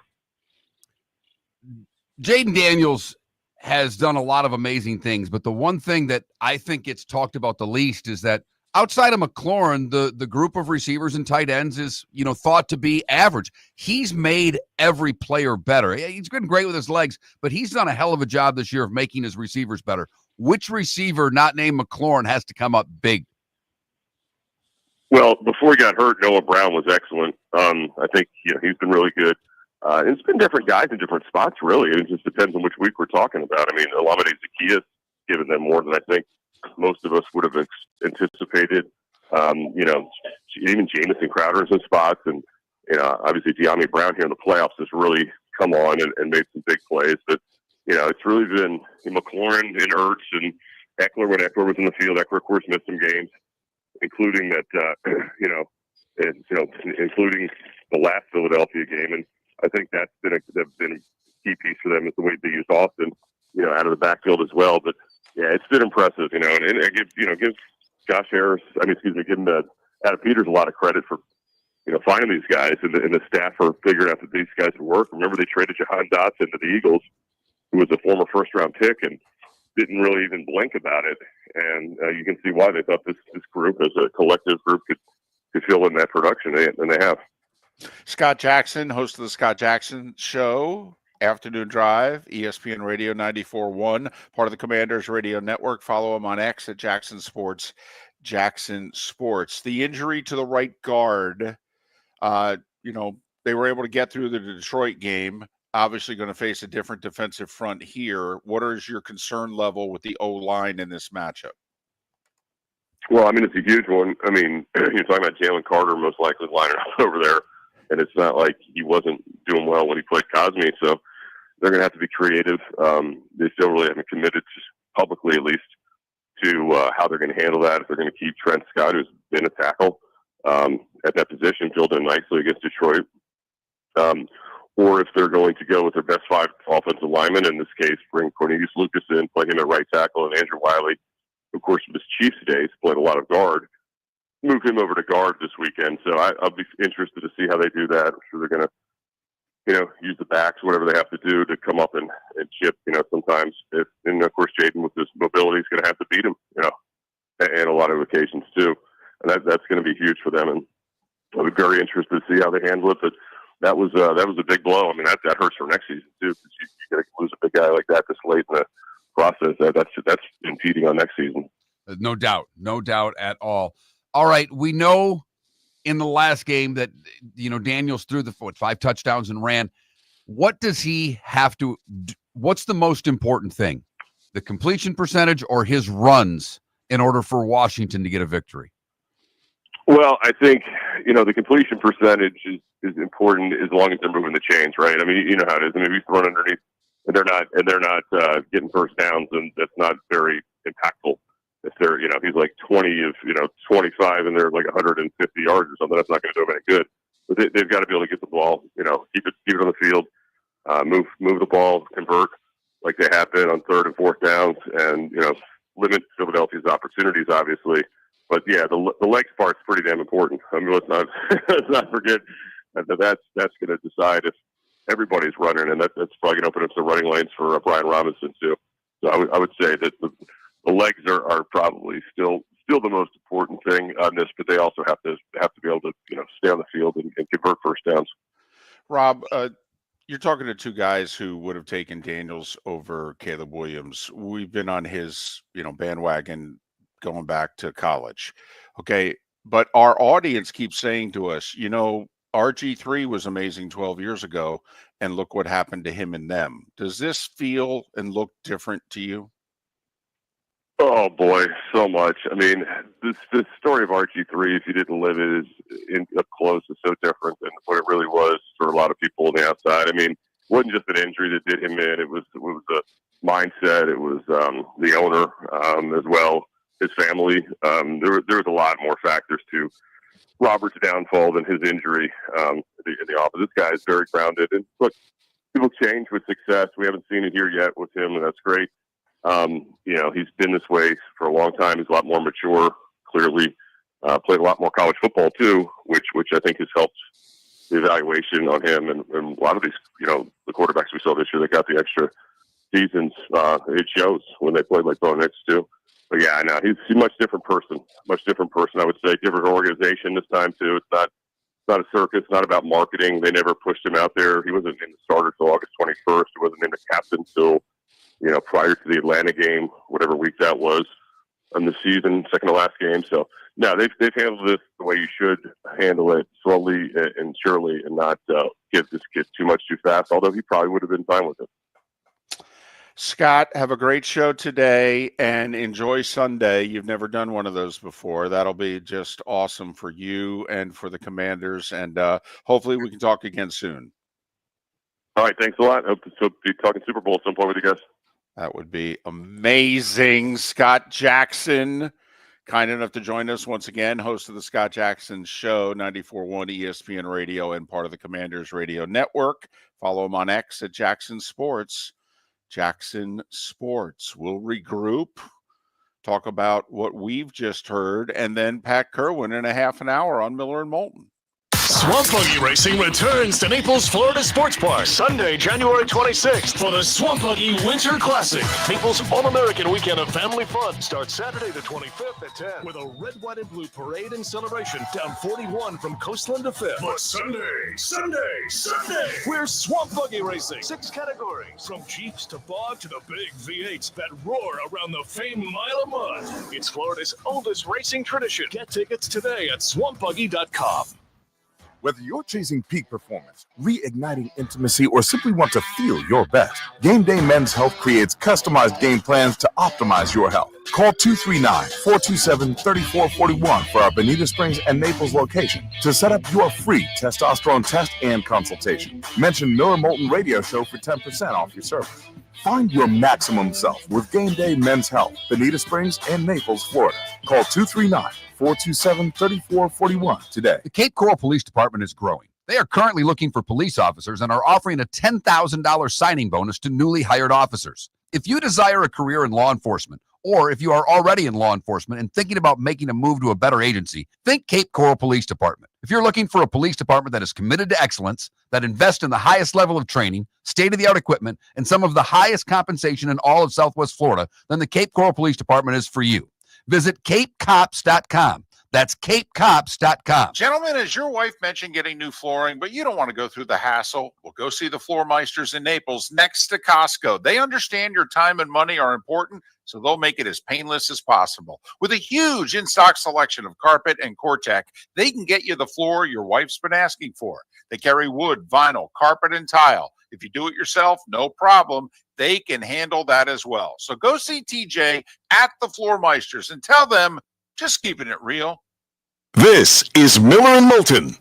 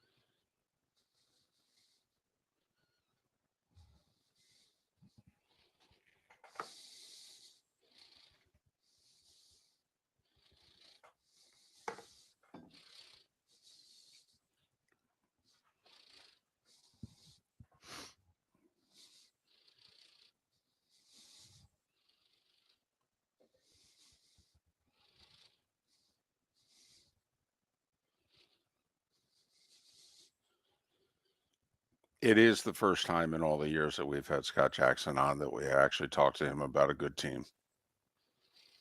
Because we started bringing Scott on right around the time of RG3, I think. So I don't know if we talked to Scott the year that they won that division title and lost in the first round.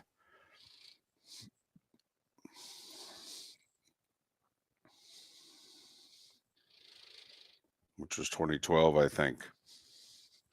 I don't remember, Mark, and I don't know if you do. I don't remember doing an interview with Scott when we were talking about a winning Washington football team. No. You know, even the year they won the division a few years ago with Rivera, they went 7-9. I mean, we previewed the game against the Bucks with them, but, you know, not like they were a good team.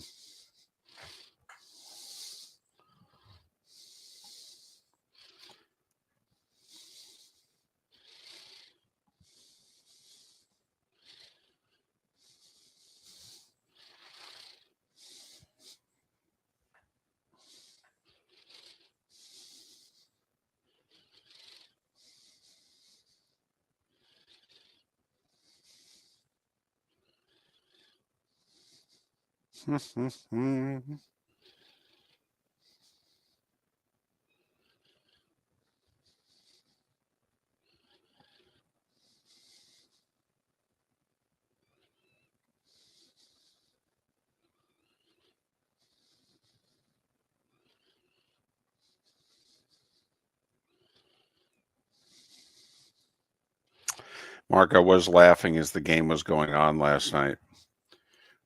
Jacksonville was playing pretty well in the first half, but they were only up around 5, 6, 7.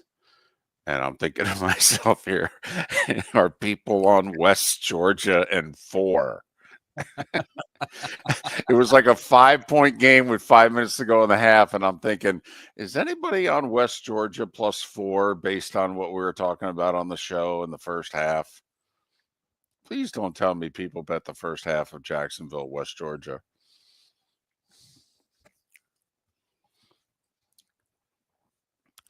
They actually played really well last night.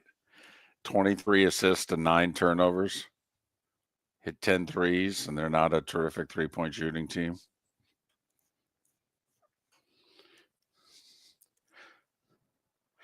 I'm just going to say this, and you guys are going to have to tell me, obviously, because I don't live in the 239 anymore. FGCU can win the A-Sun. Okay. I mean, the A-Sun's a little down, okay, but and FGCU's as good as there's probably 5 teams that I think can win the A-Sun. And FGCU's, I think they only go about 7, 8 deep, but that group can win the A-Sun. Now, they've beat up on a lot of the bad A-Sun teams here, although they whacked Queens the other day. But Queens just lost to North Florida last night, so I'm not sure exactly how good they are. But Grizzle, I'm with you. I actually think North Alabama's a real threat. And they're tied for second, a game back. But I'm just curious if, A, the word gets out, if they do a decent enough job marketing, and if people start going.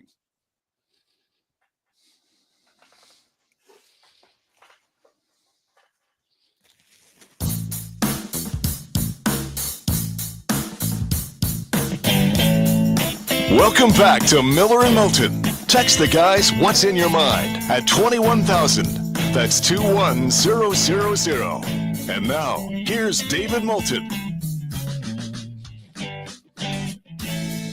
Miller and Moulton on this Football Friday. Football Friday. Where we knew our Swamp Buggy Races poll question a year in advance. Who do you have meeting up in the Super Bowl? Bills, Eagles, Bills, Commanders, Chiefs, Eagles, Chiefs, Commanders. Those are your 4 choices, obviously. Go to that Mark Miller, the David Moulton, Miller_Moulton, and vote accordingly. And early voting, I think it's a lot of hope. It's a lot of rooting because you couldn't find hardly anybody to pick Chiefs against either Eagles or Commanders. It was all Bills versus Eagles, Commanders in early voting. 73% of the vote is saying that the Buffalo Bills will win. How much of that is you think people picking the Bills because they think they're going to win, or people picking the Bills because they're tired of the Chiefs and they just want the Bills? I think it's a little of that. I think it's that people are flat out rooting for the Bills. I think the nation was rooting for the Lions until they got beat. If you didn't have a dog in the fight, people were pulling for the Lions. Never been to the Super Bowl. Dan Campbell, nice story.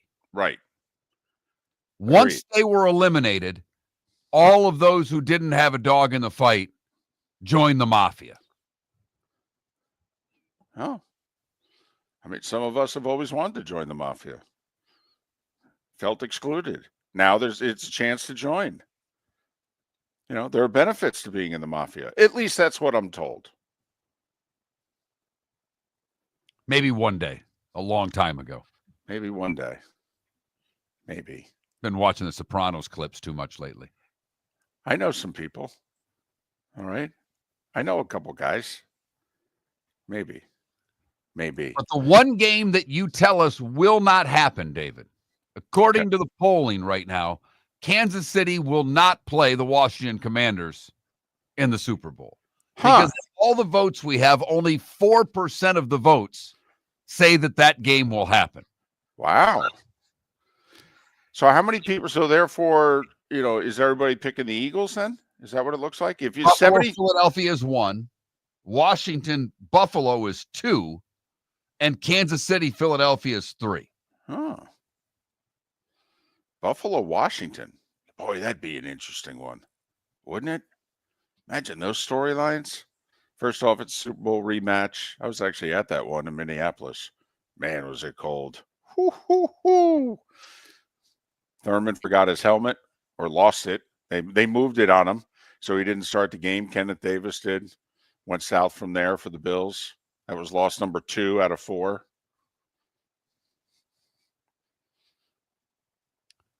But Kansas City, Washington, that's the game that's not going to happen. But What did you hear? We just had Rob Ellis on, Scott Jackson talking Philadelphia and Washington. Was there anything that you heard from either of them that makes you think any differently about what you were thinking about the game? I was surprised by how quietly confident Scott Jackson was and how, at the very least, slightly concerned Rob Ellis was. Our commander's guest was far and away the more confident of the two guests as to how their team was going to perform and do. I mean, you could tell Rob thinks the Eagles are going to win, but he's concerned about Jalen Hurts, his health, and his level of performance, and he's concerned about Jaden Daniels. Man, he said a few times, he's the real deal. He's a problem. That's just what I took. It's kind of like when somebody texts you, you can misread a text. Sometimes you hear something on the radio, you think you hear a tone, you think you hear something, and maybe you are wrong. But you asked me, Mark. Rob made it sound like he'd take the points, if you know what I mean. Philly's going to win, but it's going to be really close. Right. It's going to be close. And he kind of said, I think the spread being 6, he didn't reference it specifically, but he said, yeah, I think it's a close game. Let me ask you this. Do you feel as if one game, you and I grew up, we're just old enough to remember. In the 70s, the AFC dominated the Super Bowl. In the 80s and early 90s, for 15 years, the NFC dominated the Super Bowl. It was kind of like the All-Star game, Mark. When you and I grew up, National League won the All-Star game every year for 15 years. Used to bother me too, by the way, just for the record. Sure. As a fan of the Detroit Tigers, and they weren't good until 84. I mean, there wasn't much there before all of a sudden, wow, we're really good. The All-Star game was what I had growing up. And you guys lost. They would never win. Right. I'm curious, do you have the feeling that the one game is the junior varsity game and the one game is the varsity game? I don't. Because each team in the NFC has a player that can take the game over by themselves. Saquon Barkley can win a football game by himself against either the Bills or the Chiefs. He's that good. And Jaden Daniels obviously can do the same thing. So I don't think that one game is to get to the Super Bowl and the other game is to crown the Super Bowl champion. No. The other thing that struck me, you asked the question, was we don't think of a running back.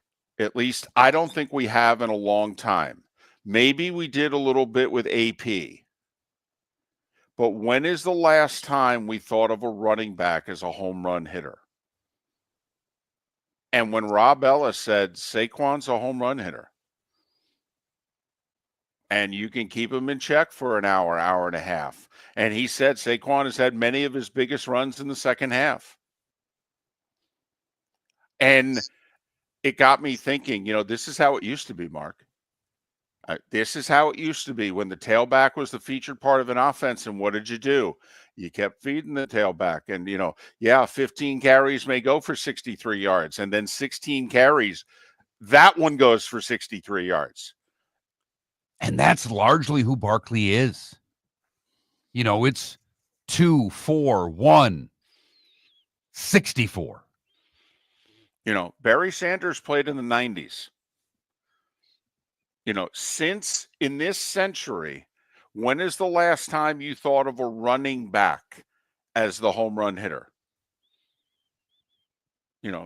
McCaffrey a little bit because he could do it both catching and running. Okay. I thought Adrian Peterson at times that, oh boy, any moment he could take this sucker to the house. But, we haven't had, as great as Derrick Henry is, and yes, he's had some long touchdown runs. I don't think of Derrick Henry as a home run hitter. I think of him as a sledgehammer.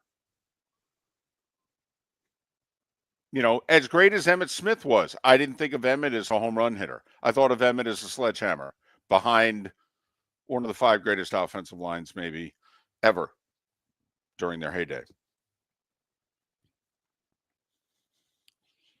This year has been the resurgence of the running back. Sonny mentions Marshall Faulk. I mean, that's mostly 90s, very early 2000s. I mean, it's been a while. I think it's been a while since a running back was this scary. And after watching what Gibbs was able to do running the ball against the Commanders last week, I don't know how you believe that Barkley can't do the same. The one thing that Scott Jackson pointed out is like, hey, gave up big yards to Barkley in the second game. They still won. We'll take a shootout is what he kind of indicated to me, David. The more scoring in this game, the better it is for Washington. Mark, I think you asked Scott, or no, I think it was Rob. You asked him about number of carries and number of yards for Saquon. Here's what I think's the stat of the game. Number of punts for the Commanders. Over under 2.5. And you may just think I'm being the biggest geek goober in the world here, and you're probably right. But the Commanders have played 3 games this year where they didn't punt. They have been amazing in just holding on to the ball. Whether they score or not, they may turn it over on downs. They may turn it over. Do you know how hard it is to play 1 game a year without punting? They've played 3. They have been remarkable. They ran 73 plays to Tampa's 44.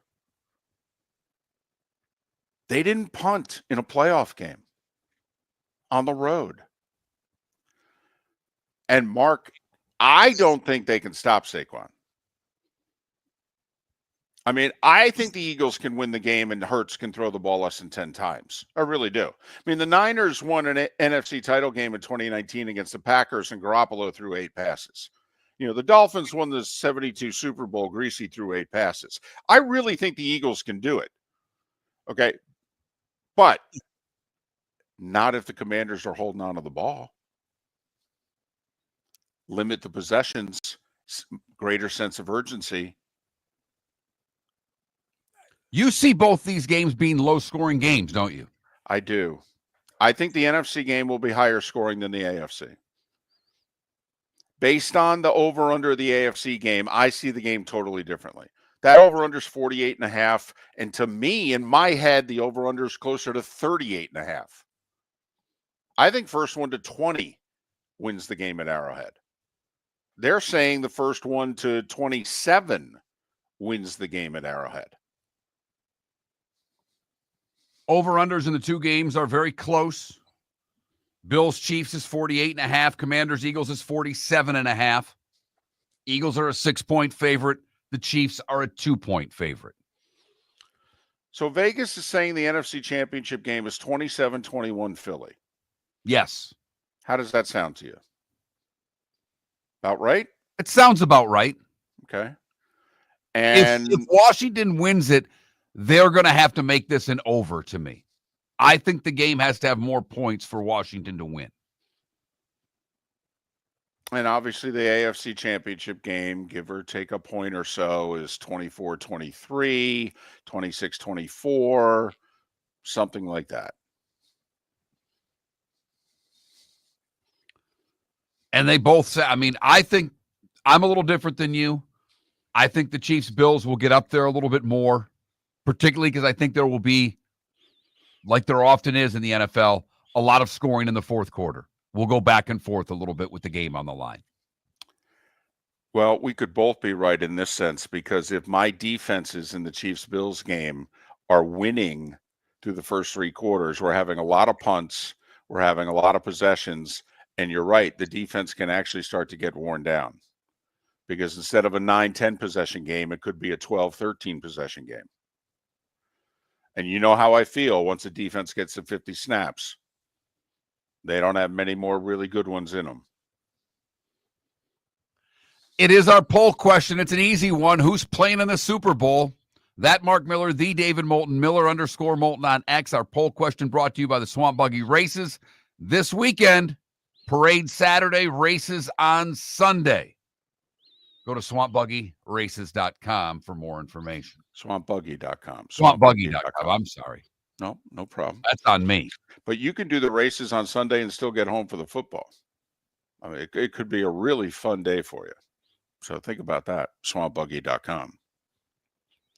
So we'll make our picks, by the way, in 45 minutes. We will. We will make our picks. I feel pretty good about one. I am a mess about the other. I will be consistent with my picks.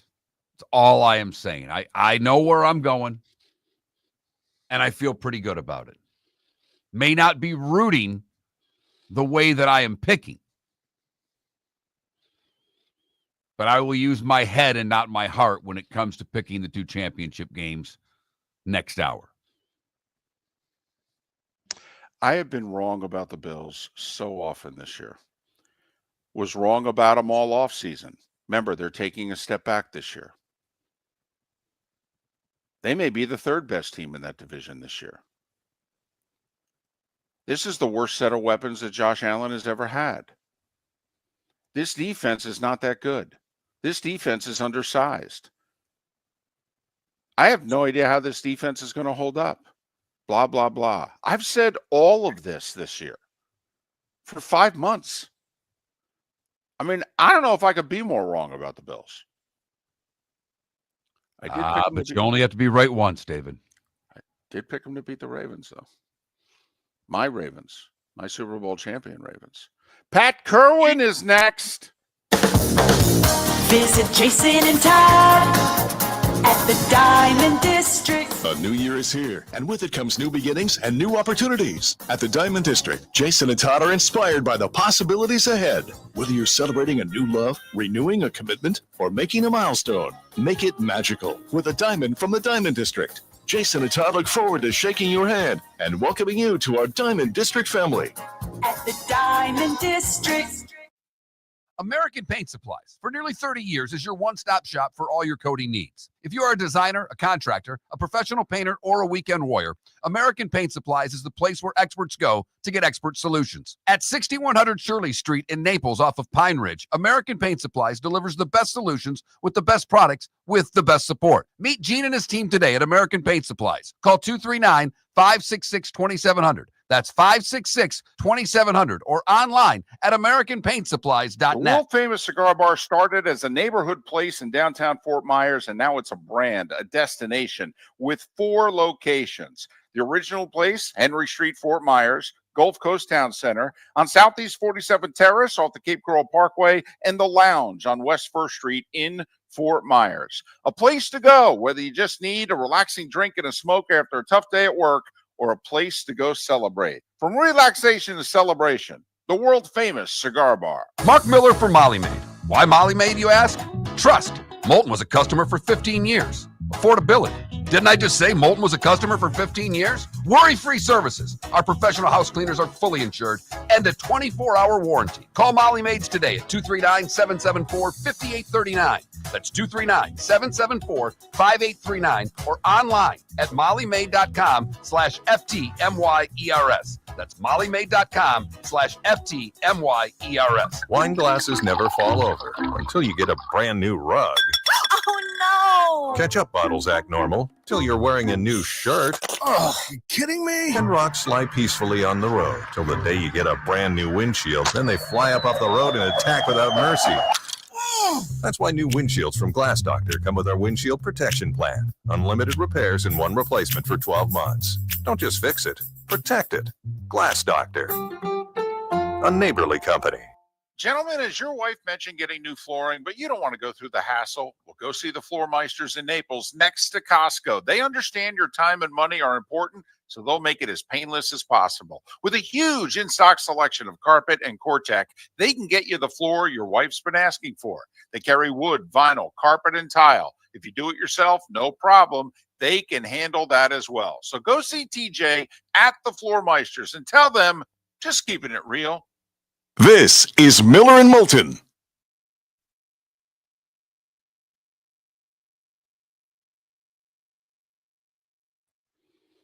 All right now. Good morning, Pat. Good morning, guys. Sorry about Tuesday. I was out of it. Yeah, no. How you feeling? Not great. Better. I got enough medicine in me to start a pharmaceutical shop, but yeah. I came back Better health through chemistry. Yeah, that's the damn truth. But I did come when I came back Monday. I was really feeling like in a third person thing, and I laid down. I said, Janet, I don't think I can do the show today. I said, just let me sleep. I'm going to send him a message. You know, when I woke up Tuesday at lunchtime. Wow. Well, yeah, I mean, it was, Tuesday when you didn't come on. I called you, it went to voicemail. I was a little worried. And then I got in my car at 3:00, about 10 after 3, and I turned on your show. And you're not there. I text David. I said, did you hear from Pat? Because he's not doing his show. And that's when I knew something was wrong.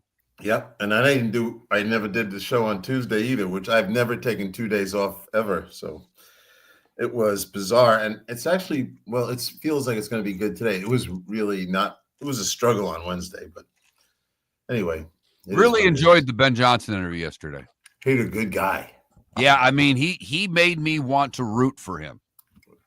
I don't think it's going to work, but he made me want to root for him. No, I think he took the wrong job, but he did it, and he sounds excited about it. And they got to be he's got a little wise guy in him going after, what's his name up at Green Bay. Yep. Little raw meat to the Lions, never hurt. Yeah, I'm going to try hard to get him as a weekly. The Bears have some real lousy they have their relationship with their local media, and they're afraid to ever get them mad. And I said, we can tape an interview with him and not run it until after he's done with the local media. He can do it when he's free in the morning, whatever, and we'll never go on before the local guys. They're like really gripe, moaning and groaners. The only one as bad as them are the Giants. Their WFAN deal. I keep telling guys, you don't have to come on my show, but don't agree to an FAN deal. That'll get you fired faster than anything in New York. Oh, you flying in tomorrow? Yes, and Kansas City to St. Louis to RSW to St. Louis to Kansas City, then straight to the Senior Bowl. That's what this sickness is not real good, and then straight to New Orleans for the Super Bowl. No, on the road next couple weeks.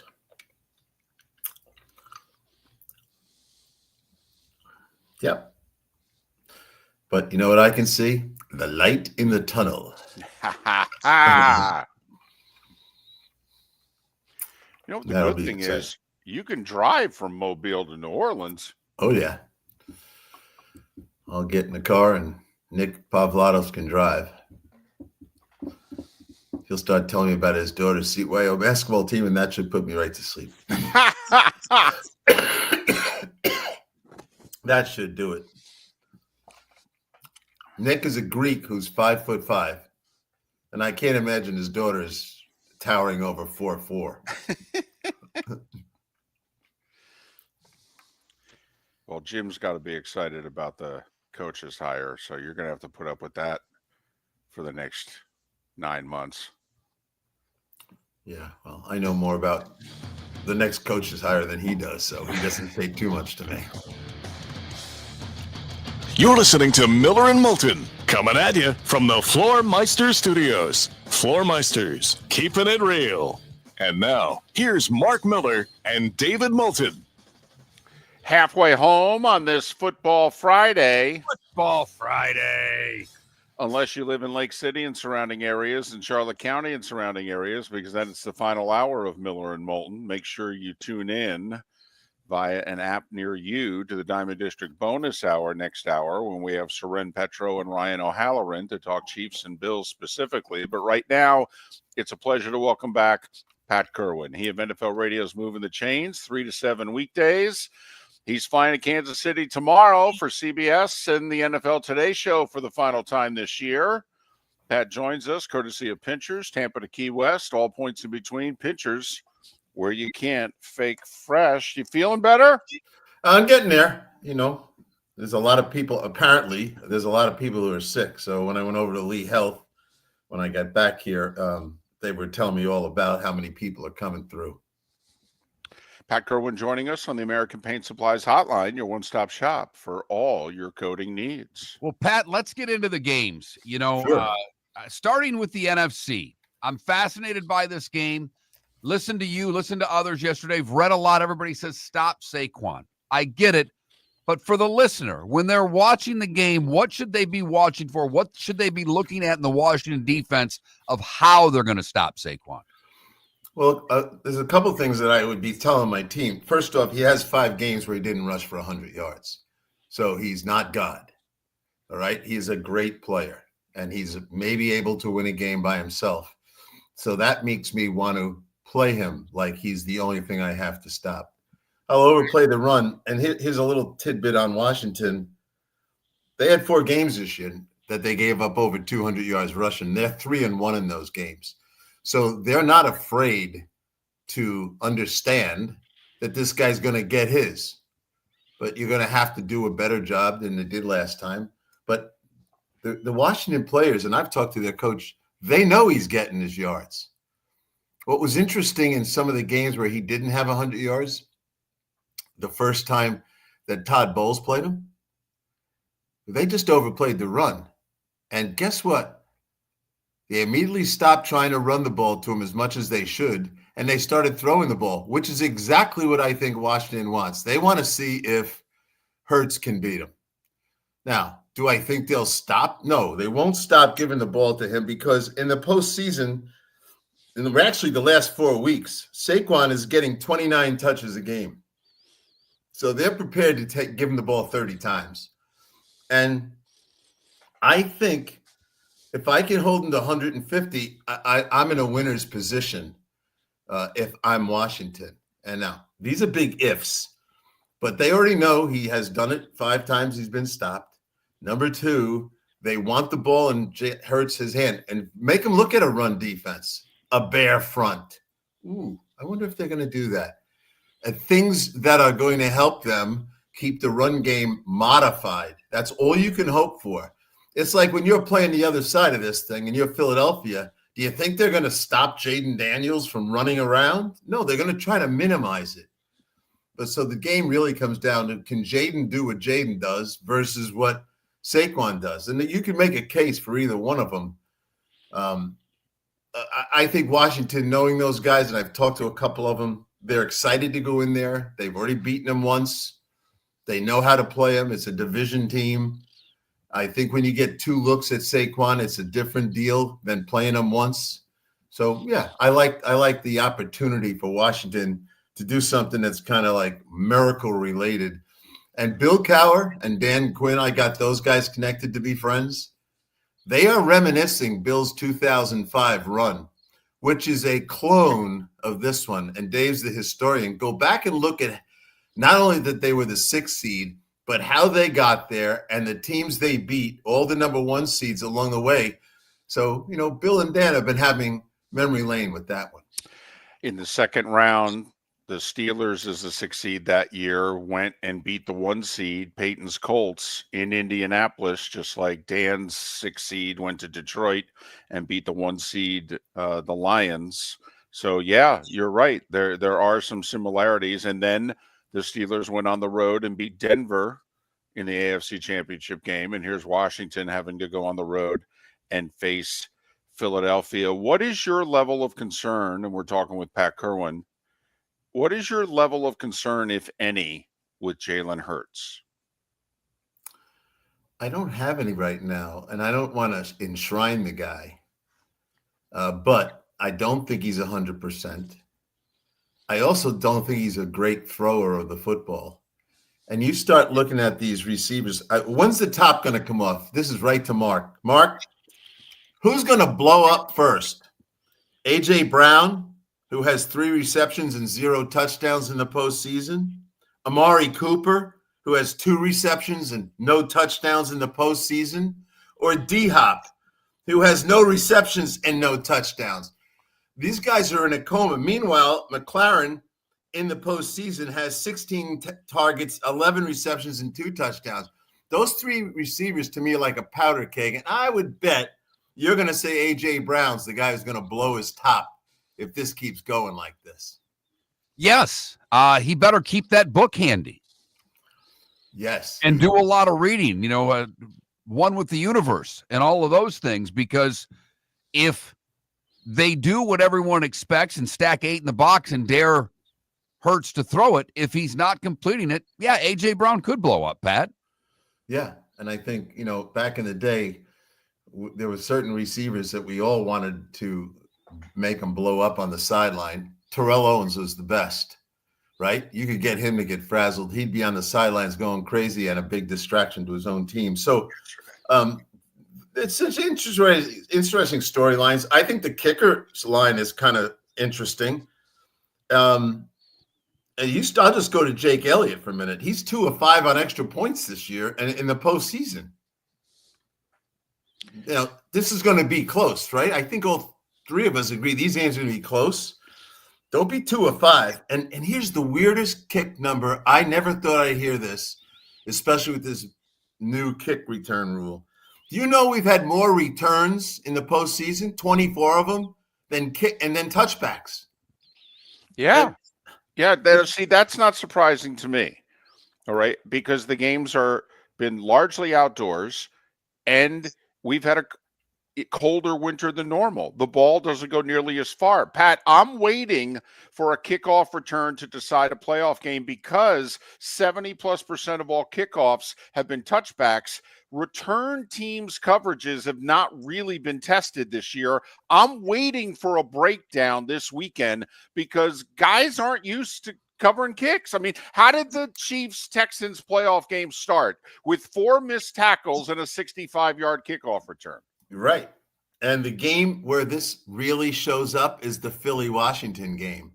Quick number here. Jake Elliott, 14 kickoffs, 7 returns. The worst one, Gonzalez, 13 kickoffs, 9 returns. That's 16 returns between those 2 teams. So, yeah, they're the 2 teams that are going to get probably the biggest challenge about handling returns. And think about that. The Washington kicker's been unable to get touchbacks kicking in Tampa and a dome. Right. He has 4 touchbacks out of 13 kickoffs.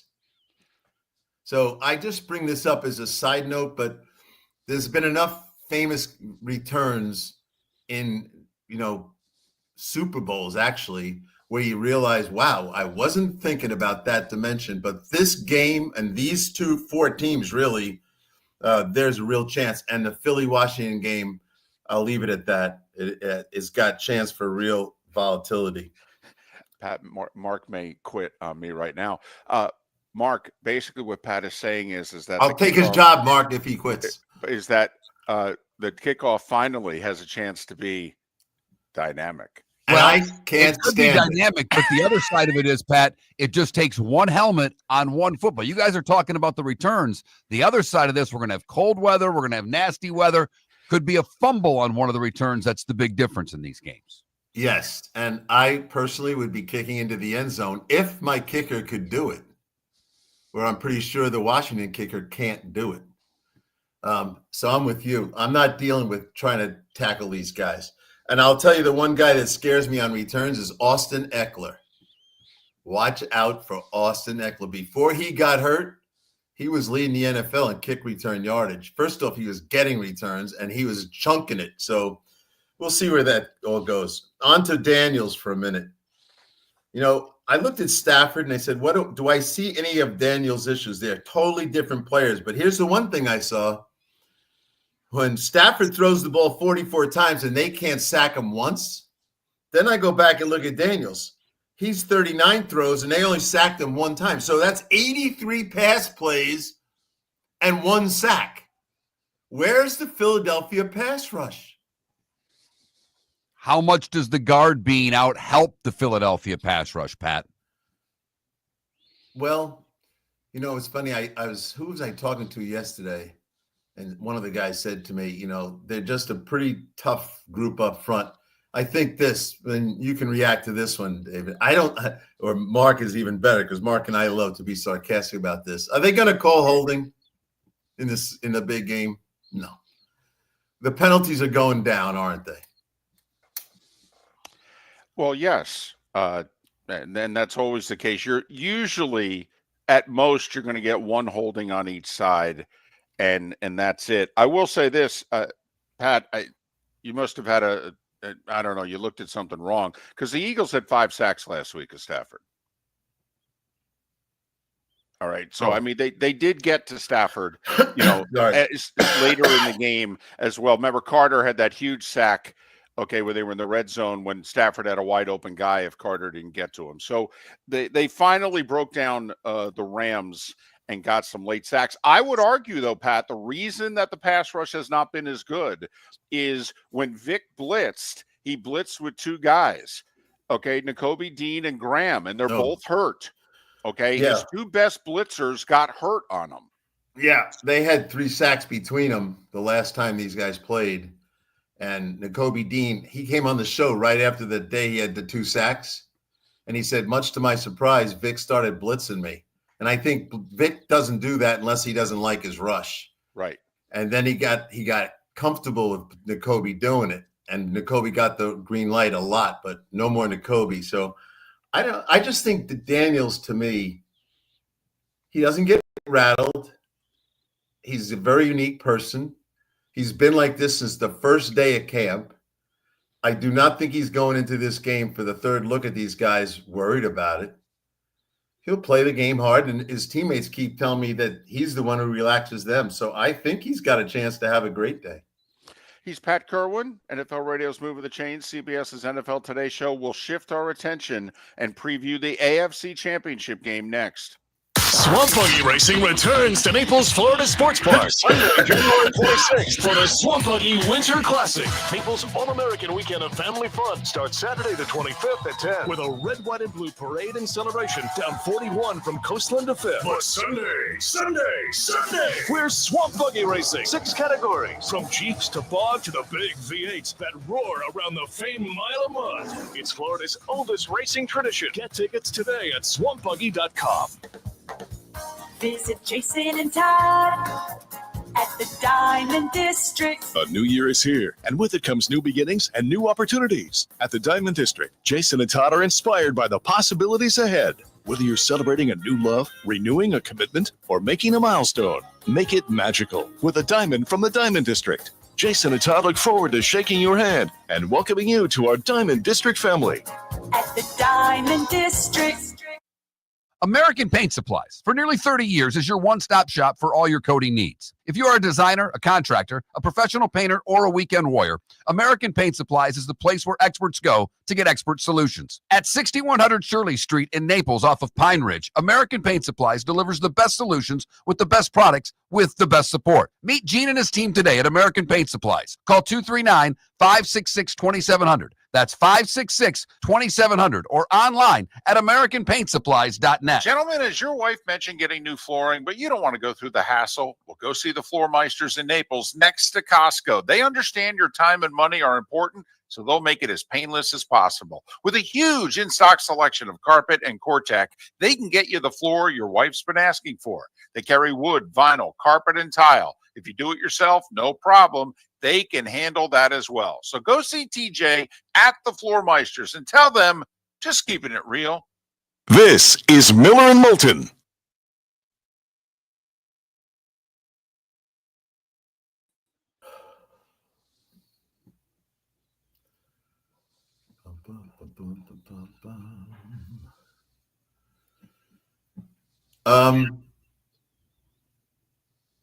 I heard you before, Mark. I'm going to bet with my head, not my heart. And I know, well, you'll be picking it later. My heart is Washington and my head is Philadelphia. Are you the same? Yeah. And my heart's Buffalo and my head's Kansas City. Yep. Well, I'm taking one heart and one head. How's that? All right. All right. I couldn't stand the thought of not cheering for either team I picked. And if you want to put yourself in that kind of dilemma so you're good on the radio on Monday because it went the way you thought it would, I appreciate it. But I'm probably not. I'm going to have to justify one. Well, if you don't pick Kansas City, that's on you, Pat. No. Remember what I said all year? Yes. I'm taking them 17 times, and I'll be right 15. That's exactly what I said every week. Yep. They got all 15. I never mentioned this one. I'm just taking Buffalo.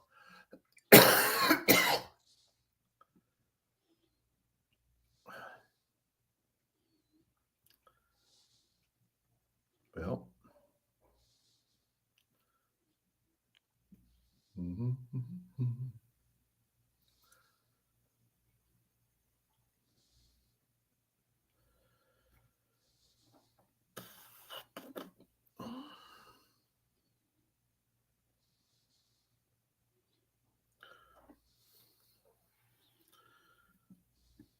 I had a nice talk with Ed Oliver yesterday. I missed that. How was he? I'll send it to you. He used to be very, not difficult, just different and off, he wasn't a great interview, but I said, let's try it again. And he was terrific. Good. I'll email it over to you. It's just fun to hear how he talks and how thoughtful he's become as he got older. And I didn't mind him being grumpy because he talked like a defensive tackle that wanted to sack you. He's different now. It's great. He made me laugh talking about racing Von Miller for a sack. He said, Von Miller got his hand there 1 second before me. Imagine that, getting the credit as the guy was staring me down.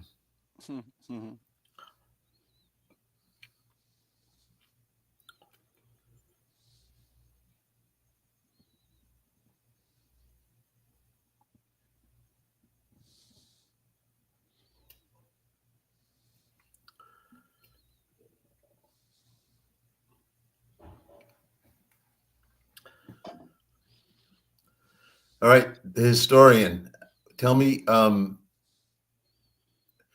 historical facts if Washington wins this game. First rookie quarterback to a Super Bowl. What about Dan coming from what he had as the record there last year to this year? Are there other things about that game if they win? Well, I think it would compare.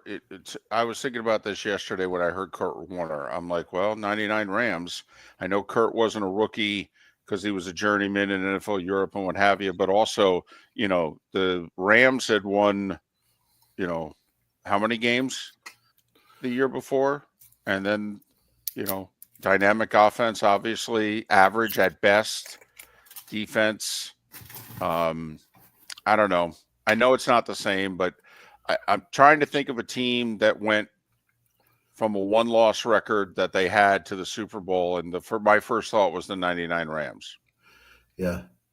Thanks for leading me down that one. I was sitting here going, I don't feel like opening a research and I have a research kit. I'll tell them to go do it, but I just said it's got to be kind of special. But I have more fun listening to Dan and Bill go at it. I call each one of them. I said, okay, you guys talk. Let's talk about this run you're on. Bill's always telling them more trick plays. No, don't just come out there and try to do what you do. Have 2 or 3 things, use them early, and get them thinking about you. Oh, that 4th down stuff you were talking about too. Dan, they were 20 of 23 in the regular season. Dan had a better success rate than Campbell. They like their 4th downs when you were talking about holding on to the ball. Welcome back to Miller and Moulton. Text the guys what's in your mind at 21,000. That's 21000. And now, here's David Moulton.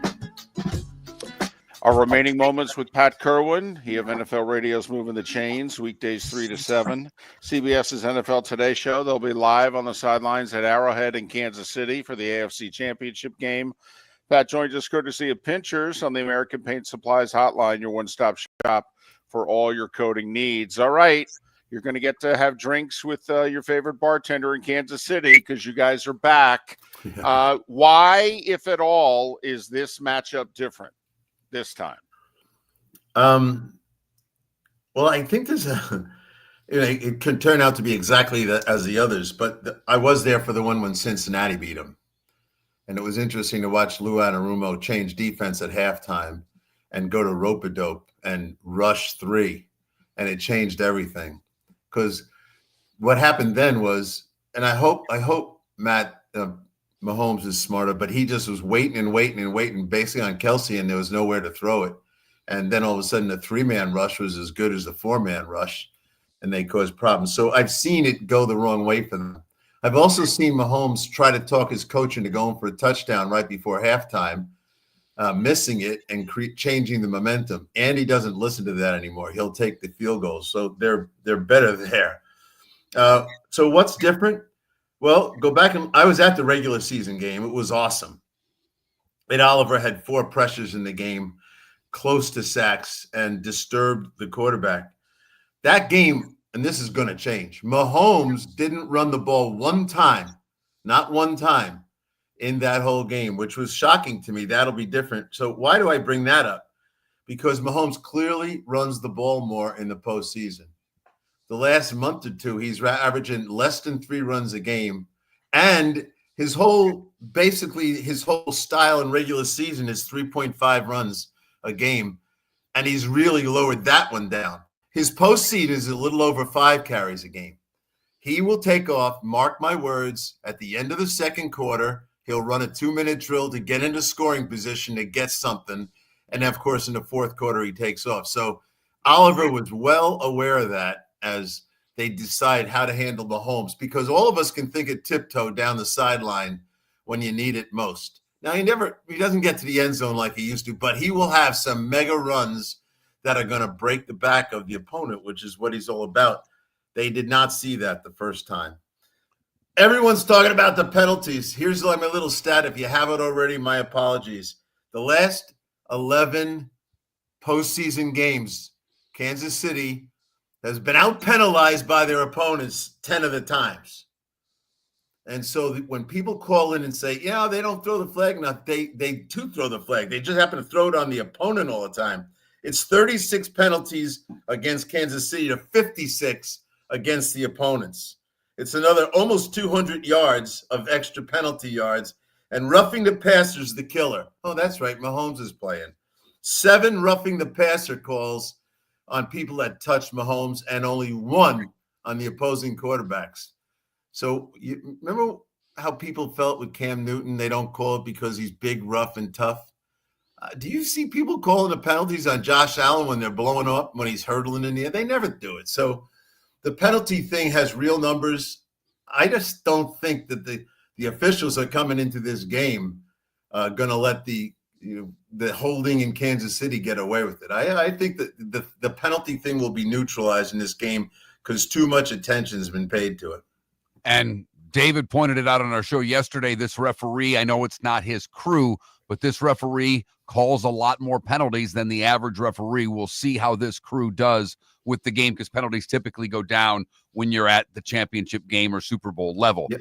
But Pat, we know that Mahomes is going to run it a few times. We know when he throws it, the overwhelming majority of the targets in the postseason go to Kelsey. So which other receiver, maybe it's Brown taking the top off, maybe it's D-Hop, which other receiver has to emerge, in your opinion, on Sunday for Mahomes? D-Hop. Sure hands, terrific in the back of the end zone and the red zone. A complimentary player to Kelsey. If they start collapsing the middle, then you've got guys like D-Hop to run the dig routes. I think it's him, very reliable, waited a long time to get to this position. I think that's where you see the ball go. He is not going to be, like I said before, without a reception in the postseason. And not only was he without a reception, he had one target. To me, it's set up perfect for him. Get 7-8 targets in a game like this. Pat, it's easy on third down to bracket Kelsey, okay, and double team him and what have you. It's if you're Buffalo, don't you have to make Mahomes beat you with his wide receivers? I mean, we had a stat at one point in the game. I don't think the Chiefs wide receivers had a catch. I think we were late in the third quarter. Don't you have to, if you're Buffalo, say anybody but 87 today, boys? Absolutely. Now, where's Taylor Rapp? All right, so there's an issue that could be affected on how you're going to do it. I'm a big Milano believer. I think Milano, when I saw Milano play spy, and not only Lamar. On Lamar and close him down. Now, if you can close Lamar down when he tried to sweep out to the right there and he just took it away, I think he can handle the old tight end hobbling around the middle. So I think they'd place a man-to-man on Kelsey with Milano. And I would take my bet that Milano can do it. All right, Buffalo offensively, how do they attack Kansas City? How do they avoid getting the pass rush on Allen and allow him to distribute the ball or run it or Cook? Where do you see Buffalo going offensively? Cook was a non-factor in the big one, the earlier one, 9 for 20 yards. That's changed. If you start looking at how Buffalo's running the ball now, and I think you'd agree with me, they have become a much, much better run team. And when you look at it in the postseason, they have 357 yards rushing. That's 179 yards a game. That's the best 2-game stretch of the season. Go look at any 2 games you want in Buffalo, and they have not been able to run for 357 yards. And I think, at least for me, I like the way James Cook is running right now. It's inside. He's got the bounce play. He's got the wide zone play. He'll do just enough for my friend to pull the ball, the quarterback, and do what he wants to do with it. Pat, it's difficult for me to think that Spags is going to allow the Bills to run the ball effectively. If I'm Spags, I'm looking at the Bills receivers going, there's nobody here we have to double. We can cover every one of their receivers man-to-man.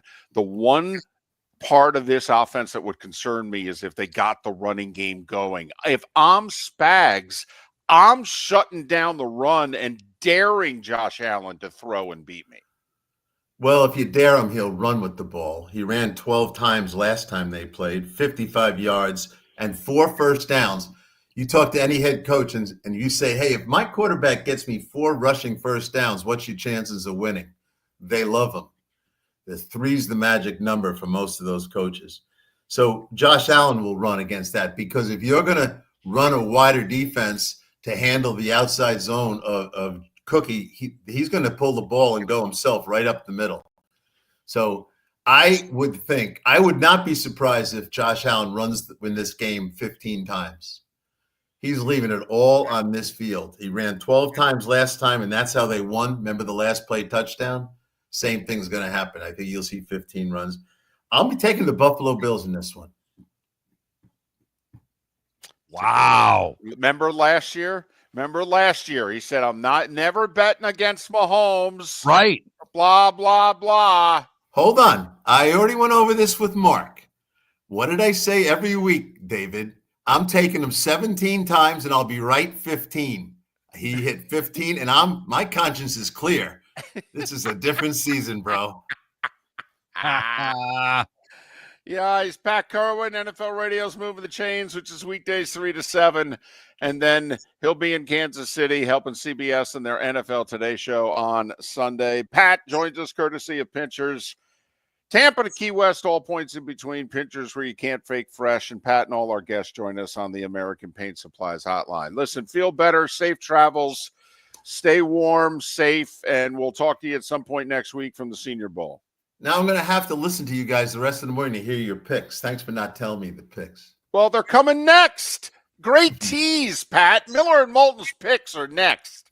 Miller and Moulton would like to thank the sponsors that, quite frankly, saved the show in 2024. Whether it was Floor Meisters, American Paint Supplies, Glass Doctor, Molly Maid, Cigar Bar, Sleep Treatment Direct, the Diamond District, and even the Cape Coral Police Department, thank you. We're hopeful of a great 2025, still needing sponsors, so reach out to Miller and Moulton via X at that Mark Miller or the David Moulton, or text us at 21,000. But Miller and Moulton says thank you to our sponsors and to you, our loyal listeners. The Cape Coral Police Department is growing. They are currently looking for police officers and are offering a $10,000 signing bonus to newly hired officers. If you desire a career in law enforcement, or if you are already in law enforcement and thinking about making a move to a better agency, think Cape Coral Police Department. If you're looking for a police department that is committed to excellence, that invests in the highest level of training, state-of-the-art equipment, and some of the highest compensation in all of Southwest Florida, then the Cape Coral Police Department is for you. Visit capecops.com. That's capecops.com. Wine glasses never fall over until you get a brand new rug. Oh, no. Ketchup bottles act normal till you're wearing a new shirt. Oh, you kidding me? And rocks lie peacefully on the road till the day you get a brand new windshield. Then they fly up off the road and attack without mercy. That's why new windshields from Glass Doctor come with our windshield protection plan. Unlimited repairs and one replacement for 12 months. Don't just fix it, protect it. Glass Doctor, a neighborly company. Gentlemen, as your wife mentioned getting new flooring, but you don't want to go through the hassle, well, go see the Floor Meisters in Naples next to Costco. They understand your time and money are important, so they'll make it as painless as possible. With a huge in-stock selection of carpet and Cortec, they can get you the floor your wife's been asking for. They carry wood, vinyl, carpet, and tile. If you do it yourself, no problem. They can handle that as well. So go see TJ at the Floor Meisters and tell them, just keeping it real. This is Miller and Moulton.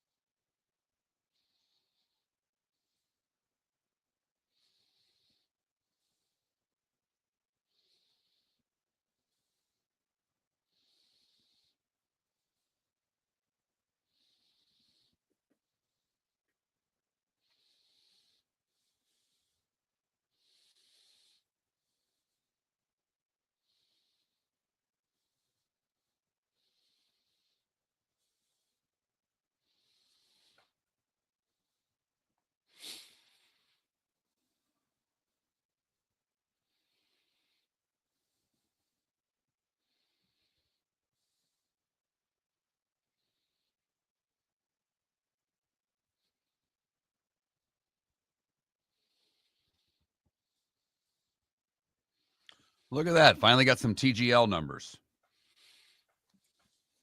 Tuesday night did 682,000. Oof. Still beat the Texas-Oklahoma men's hoop game that was in the window last year. That was a big drop off, though. Oh, yeah. That's over 30% drop off. And that's a 25% drop off from week 1. Week 2 had Tiger. If you take Tiger out of the equation, it's still 25% off week 1.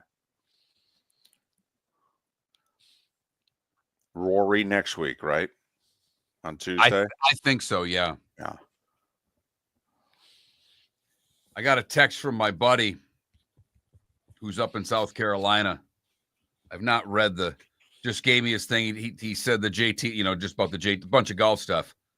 But his 20-somethings that work for him are not watching TGL. Okay.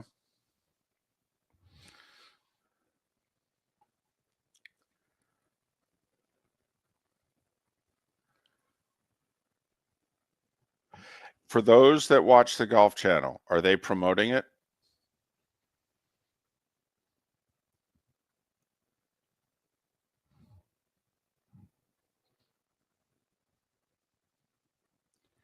Is the Golf Channel covering TGL? I would like to know. I can't help Right. it. Well, that's why,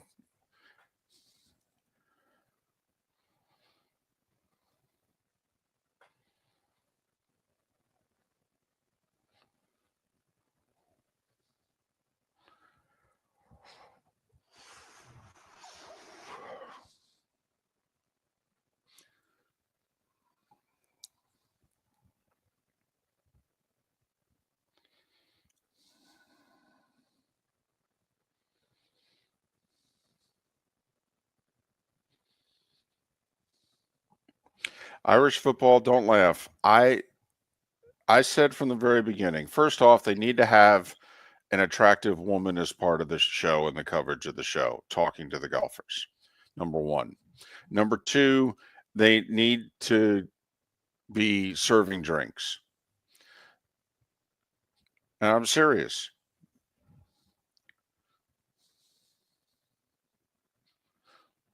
They need to turn it into a roast. It's video golf, for goodness sakes. Let's not try to make it,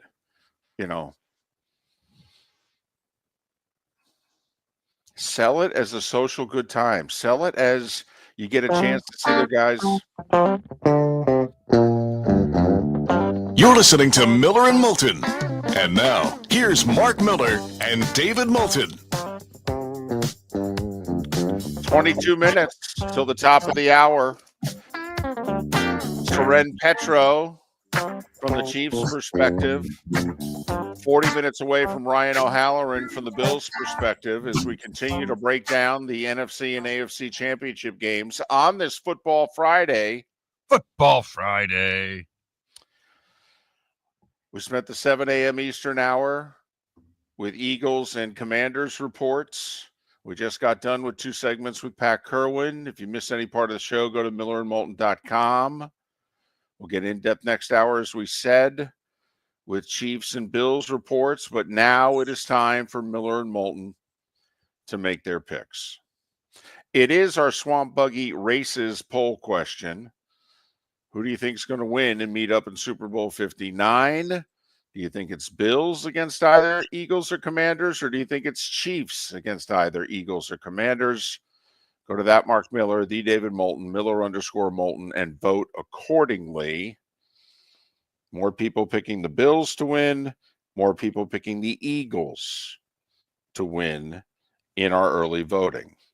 Go to swampbuggy.com, by the way, buy tickets. The parade tomorrow in Naples, beginning at 10:30. Doors open at 10 o'clock on Sunday. Races begin at noon Sunday. You can go to the races and be home for the football.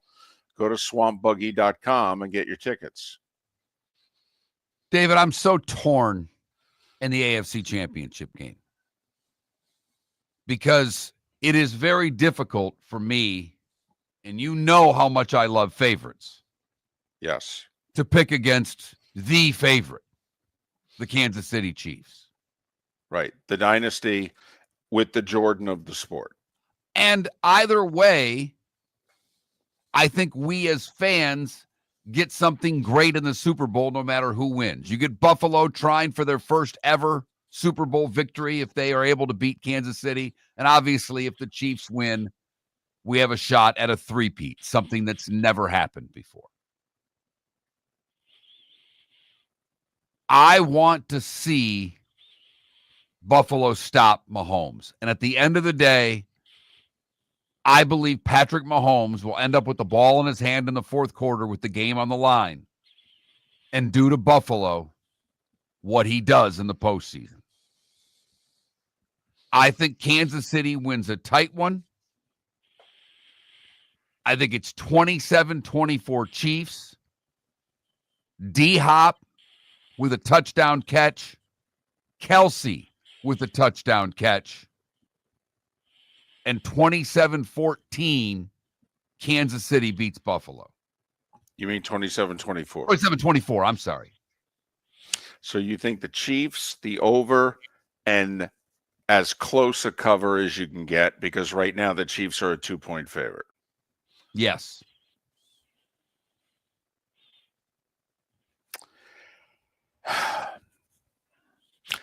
I've changed my pick from the beginning of the week. I was leaning a certain way at the beginning of the week. And maybe I'm overanalyzing this. Maybe it's a little bit, just a little bit of wishful thinking on my part, because I think every fan base deserves a parade. And Buffalo is at the top of that list of teams that deserve a parade. They really are. Ever since Brett Hall had his foot in the damn crease. I don't think home field advantage means anything in this game. The Bills are used to playing in this type of weather, and the weather will actually be decent. And I just don't think it matters. It may matter to the Chiefs. I don't think it'll matter to the Bills. I think the officiating is going to be a push. I said it earlier in the week. The officials are human. The officials are being called out by the media and the NFL fans. Whether we're right or not, we think they're biased in favor of the Chiefs. These guys are human. They know that going into the game. This referee, and yes, Mark pointed it out with Pat, it's not his crew. But this referee throws more flags than any other referee. What does a referee watch during the game? Offensive line play.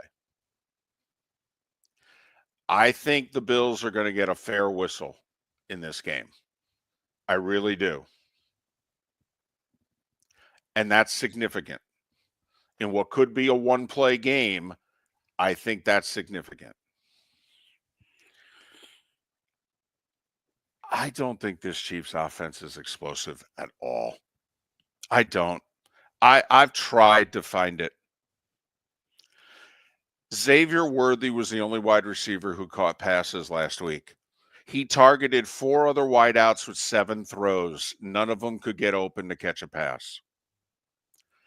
When they played the first time, the only wide receiver who did any damage to the Bills was Xavier Worthy, 4 catches over 60 yards and a touchdown. Mark, you've been asking who's the wide receiver if they do a good job on Kelsey. I'm telling you right now, the wide receiver will be Xavier Worthy. He's not getting anything from anybody else at that position. He's just not. Now, you only need one guy, but you tell me, do you think Xavier Worthy is going to beat the Bills? Because I am convinced the Bills will make sure it is anybody but 87. Anybody but 87. That's how I would go into this game. You want to run the ball with Pacheco and Kareem Hunt? You want to throw the ball to Xavier Worthy? Fine. I am taking Travis Kelce off the flipping field. Beat me. And David, I think that's valid. Where it becomes an issue is when things go off script for Kansas City. I know. That's when Kelsey so many times becomes uncoverable. And I think that this is where, and they have spent 4 years worth of draft picks, free agent money, the whole deal. This is where the Bills' defensive line, the Olivers and the Rousseaus and the Von Millers, it's up to you, boys. It's time to get it done. I don't think there'll be a lot of turnovers in this game. I know the Bills have lived off turnovers. I think they'll be fortunate if they get one. These two teams don't turn the ball over. The Chiefs don't turn it over in big games. You can count Mahomes' 17-plus playoff games. I think they've had multiple turnovers twice.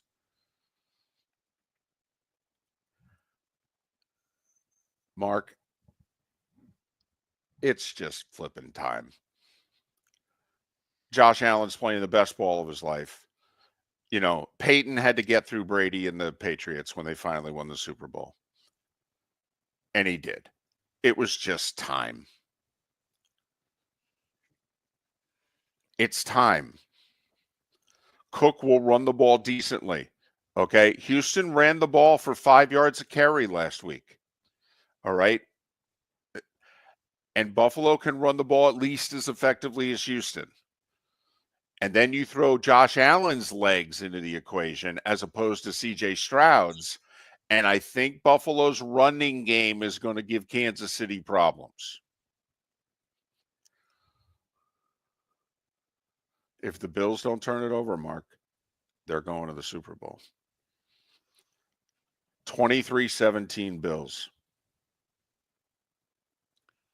I think the one thing that neither of us brought up in analyzing the game that would be remiss for us to not talk about is what I think is a clear advantage for Kansas City. And that's the guy walking the sidelines. You're right about that. You are right Brady about that. versus Spagnuolo is a fascinating matchup, David. It is. But the coaching edge has to go to Kansas City. Yeah. Offensive coordinator Andy Reid versus whether it's Bobby Babich or Sean McDermott. Absolutely. I just think this is the worst personnel around Mahomes since he started his run. I really do. If the Bills can't beat this Mahomes offense, oofda. It's all time. right. NFC Championship. I love Jaden Daniels. We love Jaden Daniels as a show. Yes. Yes, we cannonballed into the deep end in the spring about Jaden Daniels, and we're in an ocean right now. That's how deep of an end that we're in on Jaden Daniels.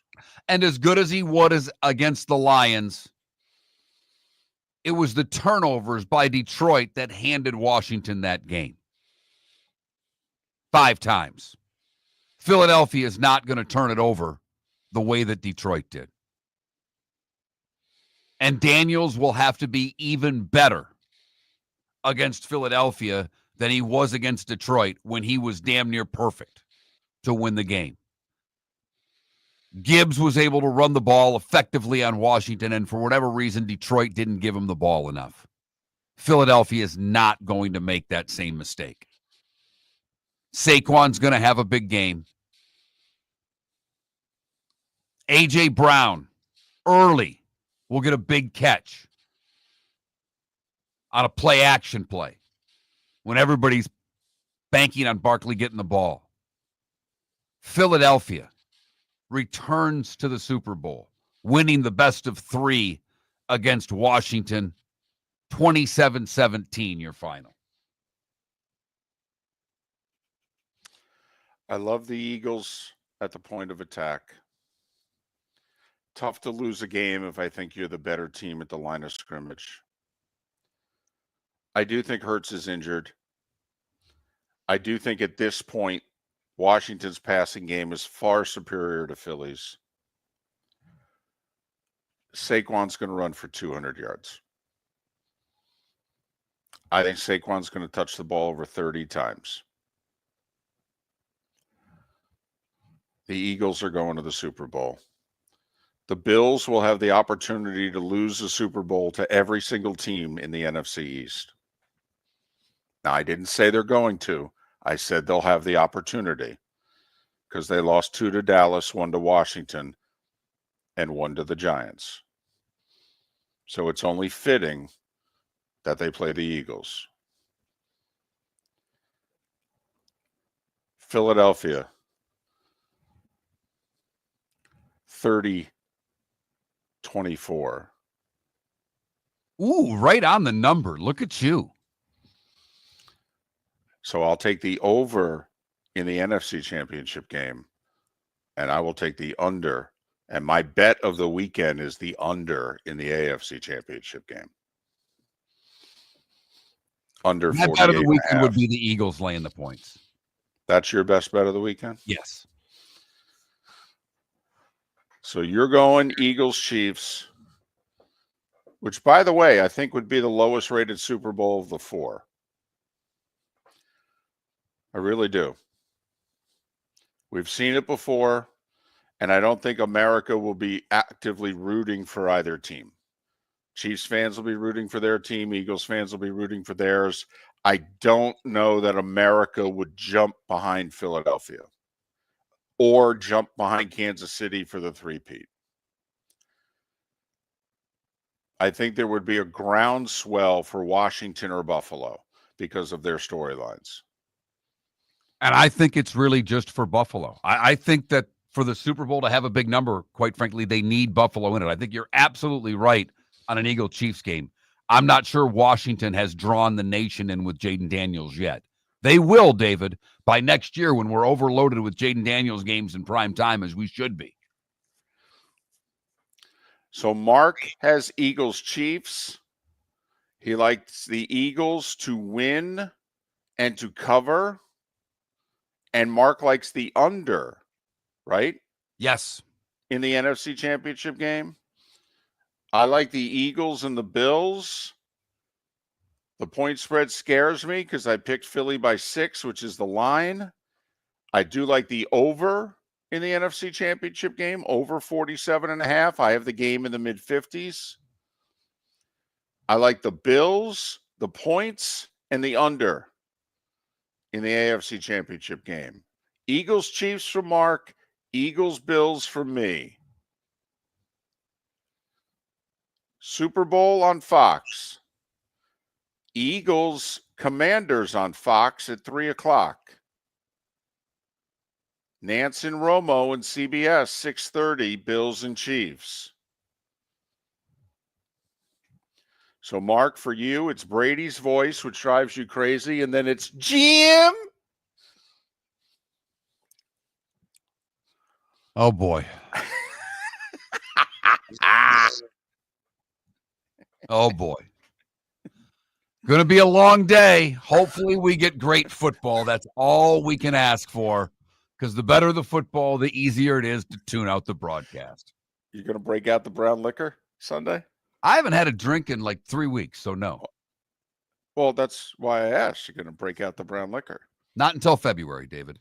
The Diamond District Bonus Hour is next. We'll dive knee-deep into Bills Chiefs right here on Miller and Moulton. Whether you're chasing peak performance, reigniting intimacy, or simply want to feel your best, Game Day Men's Health creates customized game plans to optimize your health. Call 239-427-3441 for our Bonita Springs and Naples location to set up your free testosterone test and consultation. Mention Miller Moulton Radio Show for 10% off your service. Find your maximum self with Game Day Men's Health, Bonita Springs and Naples, Florida. Call 239-427-3441 today. Mark Miller for Molly Maid. Why Molly Maid, you ask? Trust. Moulton was a customer for 15 years. Affordability. Didn't I just say Moulton was a customer for 15 years? Worry-free services. Our professional house cleaners are fully insured and a 24-hour warranty. Call Molly Maids today at 239-774-5839. That's 239-774-5839 or online at mollymaid.com/FTMYERS. That's mollymaid.com/FTMYERS. American Paint Supplies, for nearly 30 years, is your one-stop shop for all your coating needs. If you are a designer, a contractor, a professional painter, or a weekend warrior, American Paint Supplies is the place where experts go to get expert solutions. At 6100 Shirley Street in Naples off of Pine Ridge, American Paint Supplies delivers the best solutions with the best products with the best support. Meet Gene and his team today at American Paint Supplies. Call 239-566-2700. That's 566-2700 or online at The AmericanPaintSupplies.net. world famous cigar bar started as a neighborhood place in downtown Fort Myers, and now it's a brand, a destination with 4 locations. The original place, Henry Street, Fort Myers, Gulf Coast Town Center, on Southeast 47th Terrace off the Cape Coral Parkway, and the Lounge on West 1st Street in Fort Myers. A place to go, whether you just need a relaxing drink and a smoke after a tough day at work, or a place to go celebrate. From relaxation to celebration, the world famous cigar bar.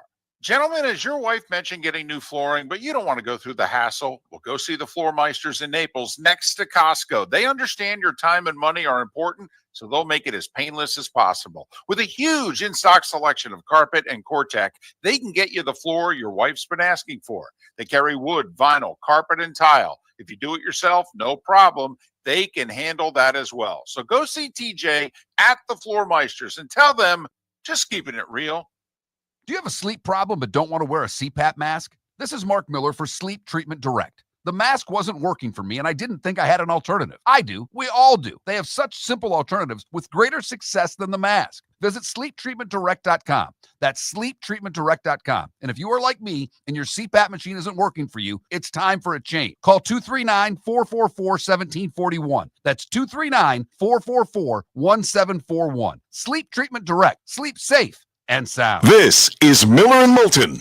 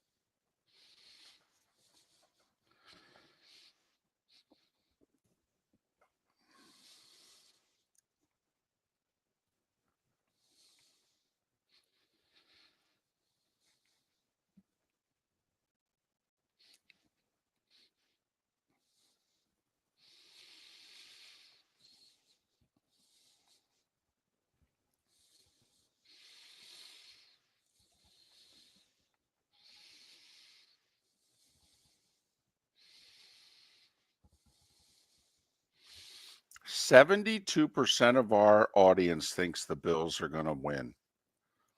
At least those that have answered the poll question. What's that? 72% of the people who have answered the poll question are picking the Bills. Mm-hmm. Wow.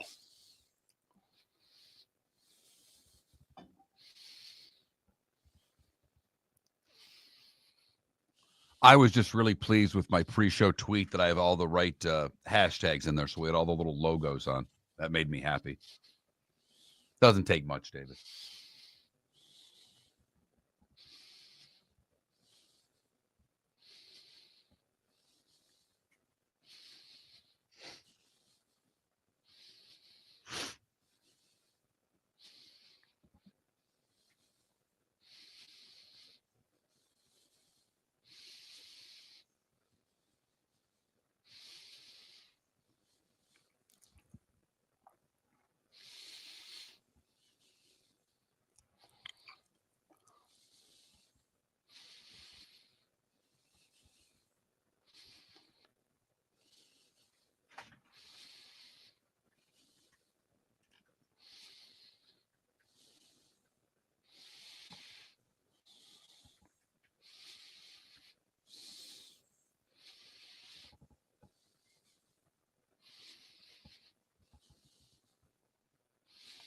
Soren.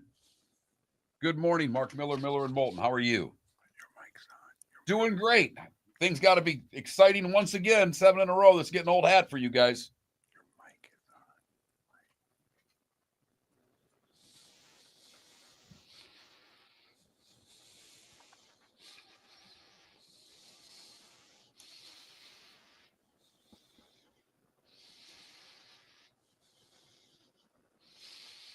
on. All set. Okay.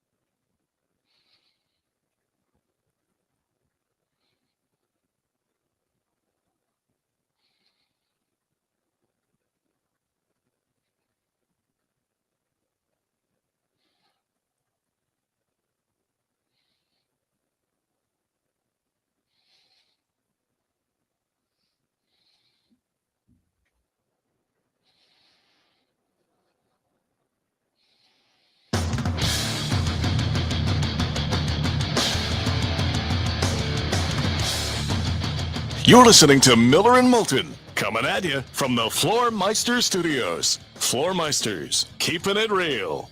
And now, here's Mark Miller and David Moulton. Diamond District bonus hour on this Football Friday. Football Friday. As we continue our in-depth previews of the AFC and NFC championship game, big-time focus on the AFC game this hour. Ryan O'Halloran, who covers the Bills in 20 minutes. Soren Petro, kind enough to join us right now, part of Sports Radio 810 in Kansas City. Follow Soren on X at Soren Petro, SORENPETRO. Soren, it's David and Mark. Thanks for doing this. How are you? I'm well. How are you guys? Well, we're good. So how does it feel? How's the kingdom handling during this 7 years? For the first 6 of it, you guys were the love team. You were the popular team. Okay. And now for the first time, I'm tired of the Chiefs winning. The Chiefs get the calls. Enough with Taylor and Travis. I'm just curious, how's this going over in Kansas City where you guys are now the subject of the angst?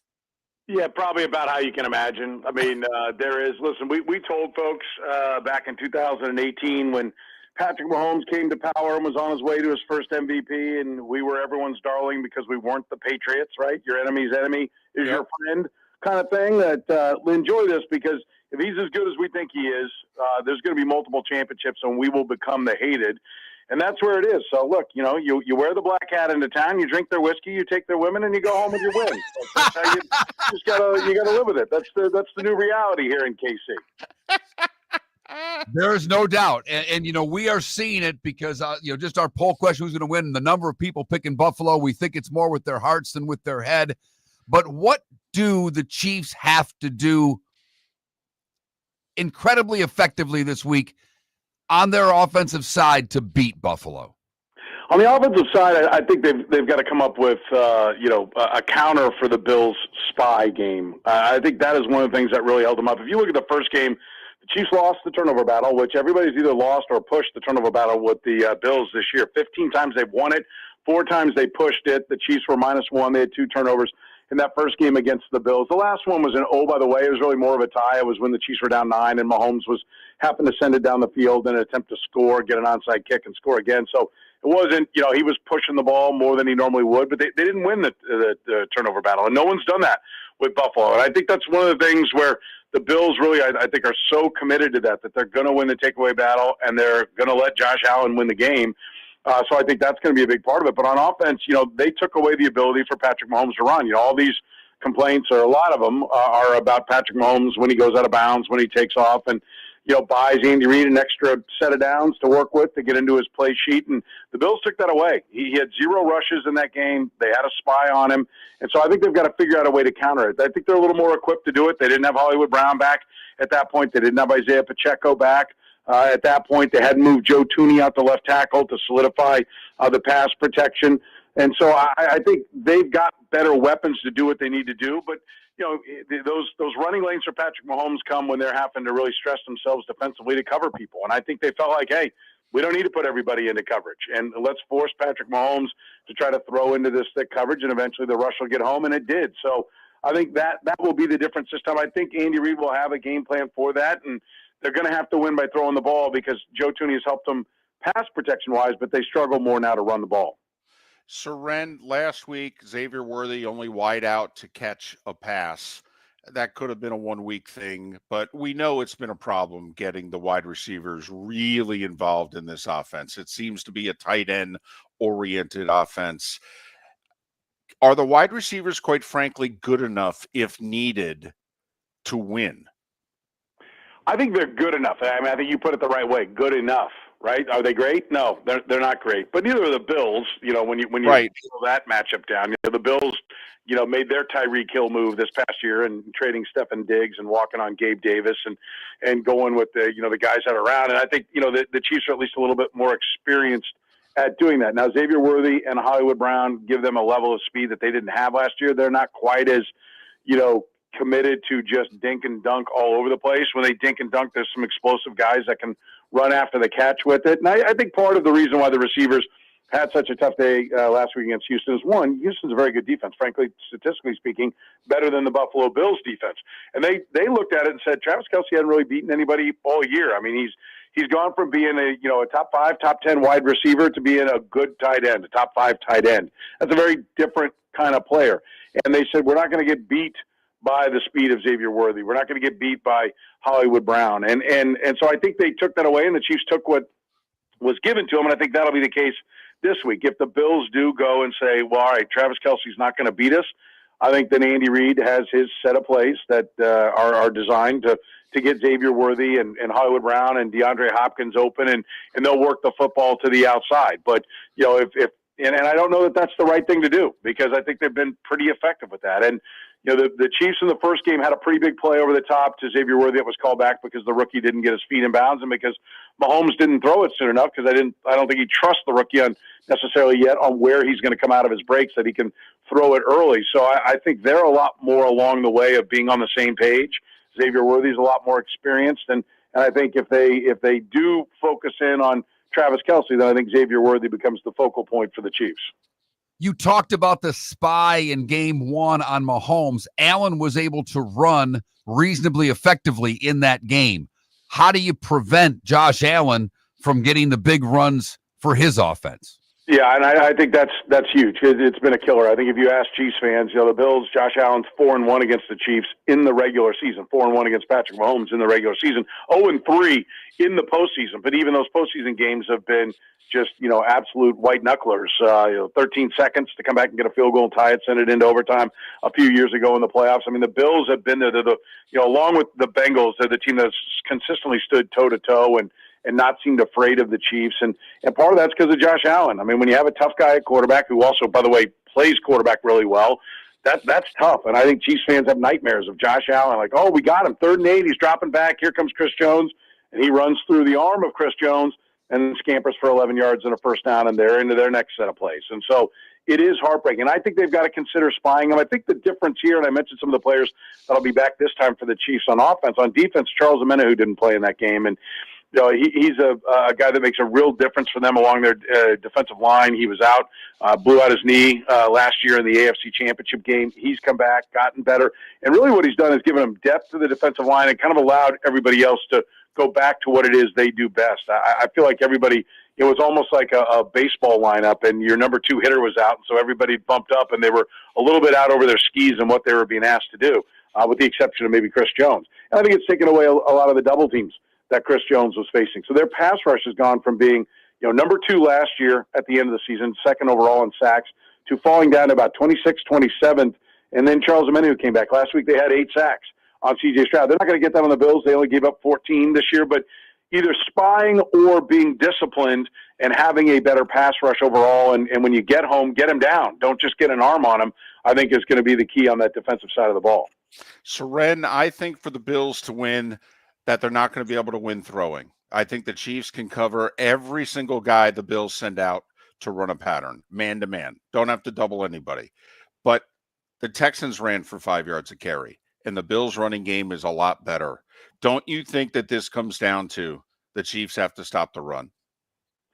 I think that's a big part of it, and I think you're right. I think it's a good point about the coverage, because they got Jalen Watson back last week, who had done a great job of replacing L'Jarius Sneed. I won't say he was last year's L'Jarius Sneed. He was better than this year's. He only played 5 games for the Titans, but he was 85%, 90% of what L'Jarius Sneed gave the Chiefs last year, and so they were really humming with him. And then they took a step back without him, and I think that is the coverage. I don't think you can talk one without the other, because if you want to keep your big people on the field to stop the run, if you want Leo Chenal, who's really the first linebacker off the field, but when he's out there is a great downhill thumper, really physical. I mean, they say he's the strongest guy on the team.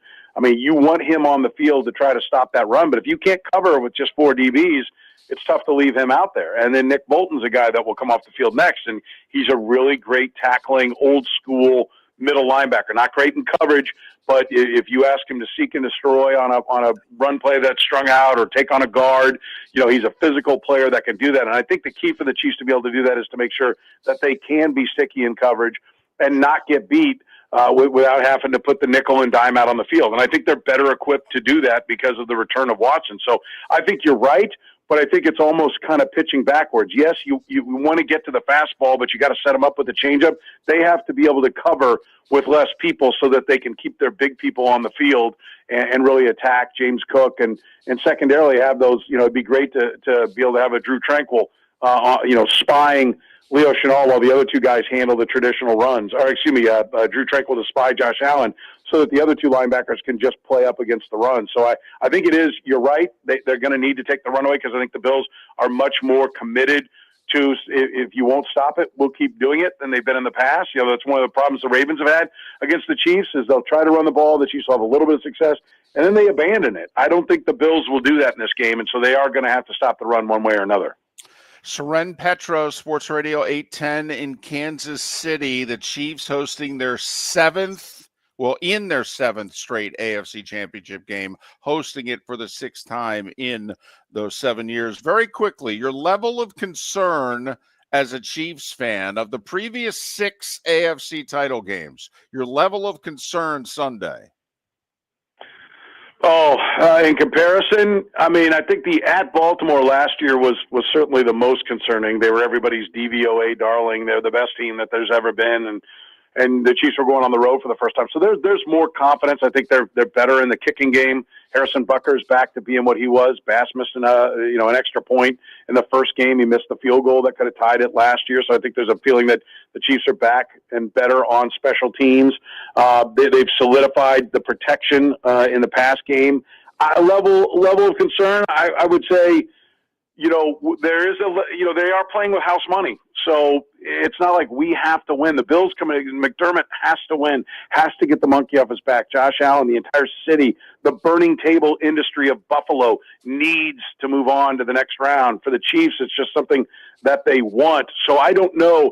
There's a want. You want to keep Buffalo under your thumb. I would say there's a lot more confidence this year than last year. But there's a lot more knowledge of how fragile it can be even when you're a very good team this year. So the concern's probably mid-level. I'd say middle of the pack amongst all the games they played.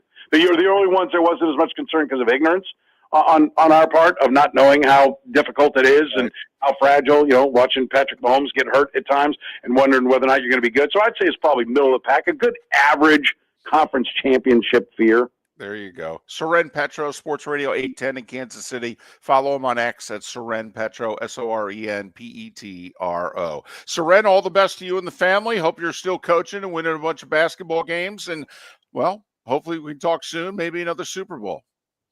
Sounds good. Let's do it here in a couple of weeks. Soren Petro joining us on Miller and Moulton. American Paint Supplies, for nearly 30 years, is your one-stop shop for all your coating needs. If you are a designer, a contractor, a professional painter, or a weekend warrior, American Paint Supplies is the place where experts go to get expert solutions. At 6100 Shirley Street in Naples off of Pine Ridge, American Paint Supplies delivers the best solutions with the best products with the best support. Meet Gene and his team today at American Paint Supplies. Call 239-566-2700. That's 566-2700 or online at AmericanPaintSupplies.net. Gentlemen, as your wife mentioned getting new flooring, but you don't want to go through the hassle, well, go see the Floor Meisters in Naples next to Costco. They understand your time and money are important, so they'll make it as painless as possible. With a huge in-stock selection of carpet and Cortec, they can get you the floor your wife's been asking for. They carry wood, vinyl, carpet, and tile. If you do it yourself, no problem. They can handle that as well. So go see TJ at the Floor Meisters and tell them, just keeping it real. Whether you're chasing peak performance, reigniting intimacy, or simply want to feel your best, Game Day Men's Health creates customized game plans to optimize your health. Call 239-427-3441 for our Bonita Springs and Naples location to set up your free testosterone test and consultation. Mention Miller Moulton Radio Show for 10% off your service. Find your maximum self with Game Day Men's Health, Bonita Springs and Naples, Florida. Call 239-427-3441 today. Honey, you want to come out? I haven't seen you since Glass Doctor installed our custom shower enclosure. No thanks. Well, you can't keep eating breakfast in the shower, and laminating your magazines is getting expensive. You remember we have guests coming over tonight, right? Oh, I'm sure they'd love to see the shower. It's our neighbors, and I highly doubt they want to be hanging out in our bathroom. The shower is so good, you'll never want to leave. Visit glassdoctor.com today and schedule an appointment online. This is Miller and Moulton.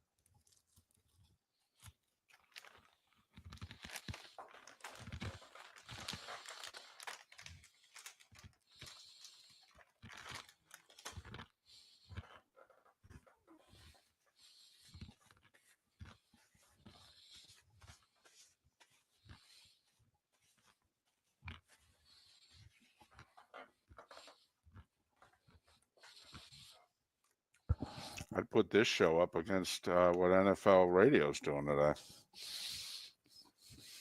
Yeah.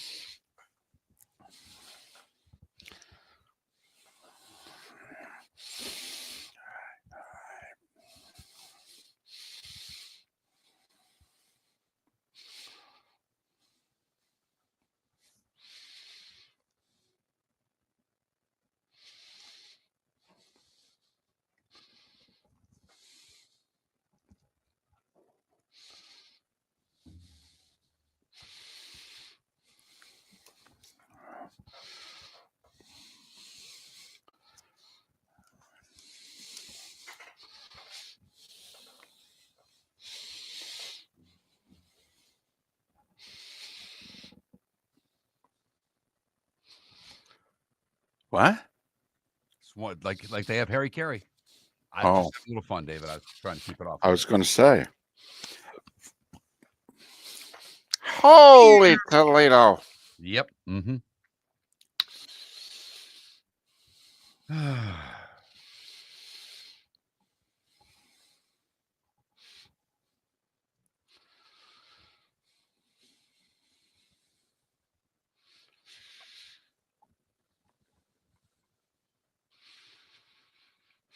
I got to give our old producer a lot of credit. Long time ago, he was the one who found quality guests who were not the big name guys, because they're tough to get. Obviously, we got lucky, Gary Danielson, Pat Kirwan. They took a liking to us, but they could listen to us locally, and that helped our cause. But John was the one that established a guest list for us of quality people in a lot of places. And we began to realize that there are a lot of quality guests out there. And we've been lucky enough to keep them a part of the show.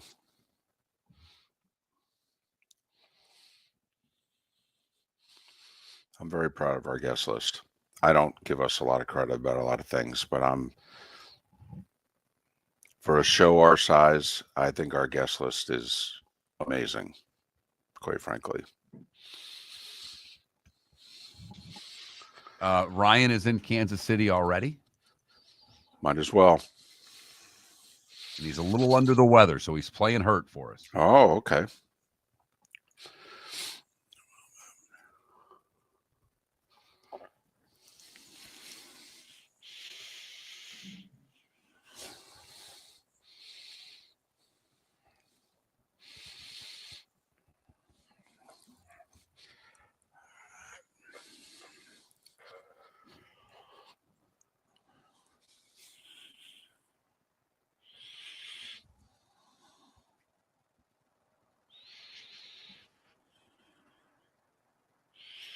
Nope.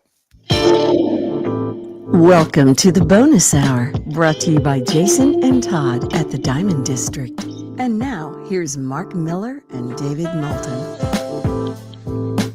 21 minutes past the hour, the Diamond District bonus hour here on Miller and Moulton, millerandmoulton.com, Miller_Moulton on X. Our Swamp Buggy Races poll question: who do you think is going to be meeting in Super Bowl 59? So far, over 70% of you are picking the Bills to be playing either the Eagles or Commanders. Go to that Mark Miller, the David Moulton, Miller_Moulton, and vote accordingly. Ryan O'Halloran then would be covering the Bills in the Super Bowl for the Buffalo News. Follow Ryan on X at Ryan O'Halloran. He joins us under the weather in Kansas City already. So you playing hurt, are you, this weekend?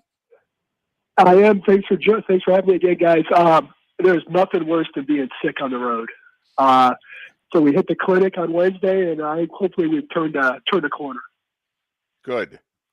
Absolutely. Good. All right. Buffalo won handily when they met the first time. But obviously the playoffs is a different story. What does Buffalo have to do, particularly on defense, to ensure they repeat the performance from earlier this season? Yeah, I think I'll give you two things. One, they got two turnovers in that first game. But then secondly is, make the Chiefs work. Make them put together 10, 11, 12 plays to move down the field. The Bills gave up 12 explosive plays to the Ravens last week. Somehow they still won because of the 3 takeaways. But, keep tabs of Kelsey. Make sure that 10-yard throw doesn't turn into a 45-yard catch. Ryan, I've been trying to figure out how in the world the Bills have won more games than previously in the last 4 years and why it is they may be better, because I think their personnel's worse. And I've come to 2 conclusions. Josh Allen has stopped turning the ball over, and they've never run the ball as effectively as they are this year. Am I right? Yeah, and I'll give you another one. 36 takeaways, plus 26, plus 27 in differential. You add those 3 things up. If you're not turning it over, if you're running it and you're taking it away, that overcomes the talent deficiency. I mean, their numbers offensively and defensively aren't great, but it really is a team that's better than the sum of its parts. If Kansas City can effectively cover the Bills receiver with man coverage, what type of pressure does that put on Josh Allen's legs in this game? I think it puts the right kind of pressure, because I think he would prefer man coverage. And then, the Chiefs mixed in a spy in the first game. They didn't on that last touchdown, but I think Josh Allen, he's been saving his body for the playoffs. He's been smart with it running. He's only run a handful of true keepers. The restrictions come off Sunday night, because if he sees man and the pressure's coming, he's going to take off. This is a 3-year journey, isn't it, to get back to the scene of the crime, isn't it? 13 seconds. This is 3 years and nearly 60 games to get back to this spot, isn't it?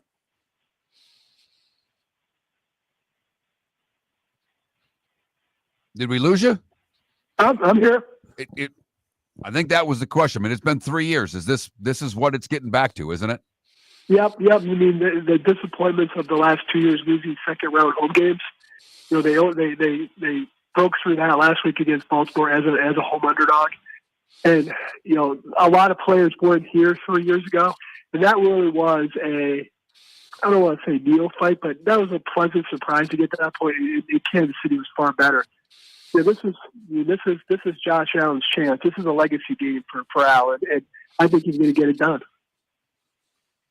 Is it, from a defensive standpoint, make sure Kelsey doesn't beat you? And if Mahomes can maybe get one of the other receivers going who haven't been doing anything in the playoffs, they all have to live with that. But is it to make sure 87 doesn't beat you? I think so. And, they've been, even though he had 97 catches during the regular season, it's almost like they were picking their spots, saving him for January. And, do you like Matt Milano in that matchup? He didn't play in the first game because of injury. And you mentioned Brown and Worthy. Brown didn't have a catch last week. Okay, they'll probably try and fix that early. But then, we got an injury situation if you're following the Bills. Christian Bedford remains in the concussion protocol at corner. Taylor Rapp has not practiced at safety, so you could be going Cole Bishop, a rookie, at safety, and Kyer Elam at the other corner spot, who can go from healthy scratch to starter. Are the Bills good enough on the back end? I mean, they seem slower than in the past. Come on. DeMar was a backup safety, and now he's a starter. I mean, are they good enough back there, even against the worst wide receiving core the Chiefs have had lately? Do you think the Bills are good enough on the back end? I don't think they are, but I think they'll still find a way to win. Greg Rousseau, I think he'll be key. Von Miller going against Jawan Taylor, I like that matchup. The safety spot has sort of been a concern all season in terms of tackling, in terms of availability, and it's coming to a head Sunday. One thing that we were talking about earlier in the show is there have been far more returns of kicks in the postseason than the regular season. Over half the kicks have been returned. Who has the edge in this game, in your opinion, in special teams if it comes to it? I would probably say Kansas City, just because they've done it and they're aware of the stadium. The Bills made a change at punt returner. Brandon Cotterton, the rookie, had been doing it all season, yet he's been scratched the last 2 weeks, which was interesting to me. But Tyler Bass has been up and down, and they've given up some returns. So if you had to do a tail of the tape, Kansas City has the edge in special teams. How are they going to stop Kelsey? We had a guest earlier who thought they may put Milano on him a lot. I mean, Ryan, to me, anybody but 87. If I'm the Bills and I lose, it's got to be anybody but 87. Who are they going to put on him? I think Milano is your first option, but I think you could see some bracket coverage. And if he lines up outside, how about Rasul Douglas as a corner trying to win that matchup? So it's back in the day, I covered the Jaguars in the Patriots AFC title game. And they thought about that week putting Jalen Ramsey and Rob Gronkowski. They did for a couple snaps, but that shows you how dangerous these tight ends are. Do you think the Bills' pass rush will get to Mahomes? It seems it's an area that they have an edge. The tackles haven't been great for Kansas City. Can the Bills get to Mahomes? I think they can, because that's what they did in the first game. The sacks were there, but they pressured them. They hit them early. They hit them often. That first interception was created by pressure. So I think in that, if you go Bills defensive line versus Chiefs O-line, I like the Bills in that matchup. They have to win it, although the Chiefs after that game moved Tooney out to left tackle, and their protection has gotten better. Listen, you're in the room. You talk to these guys, and yes, teams change drastically year to year. Are they different than they've been in the past? And if so, how? I think they are different just from a mentality standpoint. I remember last year when they were getting ready to play Kansas City and being in the locker room, there was just a tightness. They're just nervous. Whereas last week when they were getting ready to play Baltimore, it was excitement. They're like, hey, we've worked for this opportunity. We're going against one of the best teams. And I think that starts with Allen. But they also have other leaders on the team as well. So I think this is a team that is going to come in, pretty relaxed, and they're going to go for it. Give me an offensive player not named Josh Allen that you think has to have a big game for the Bills to win.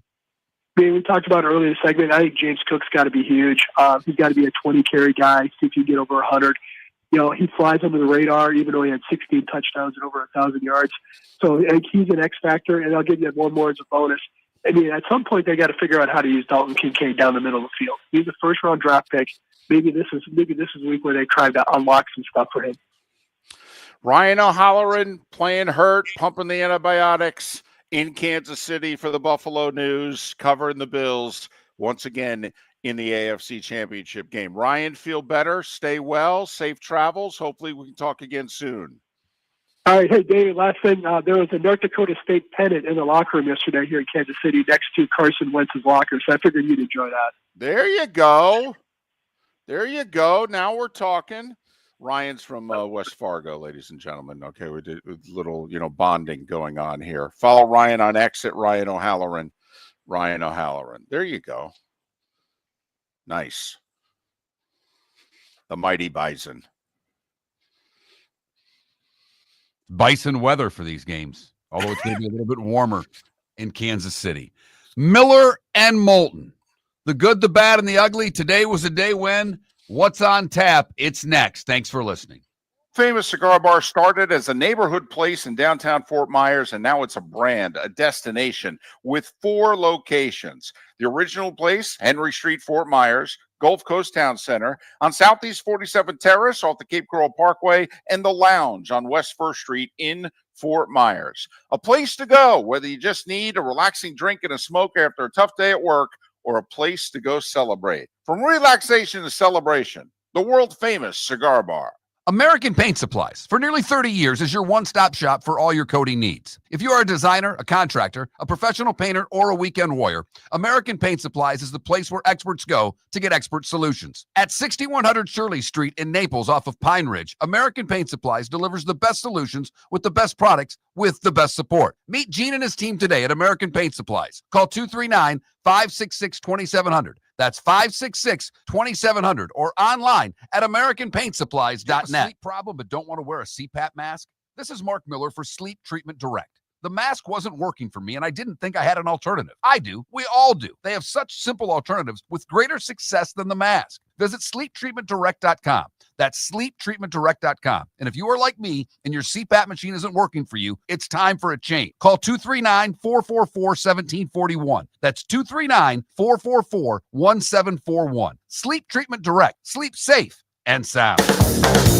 Visit Jason and Todd at the Diamond District. A new year is here, and with it comes new beginnings and new opportunities. At the Diamond District, Jason and Todd are inspired by the possibilities ahead. Whether you're celebrating a new love, renewing a commitment, or making a milestone, make it magical with a diamond from the Diamond District. Jason and Todd look forward to shaking your hand and welcoming you to our Diamond District family. At the Diamond District. This is Miller and Moulton.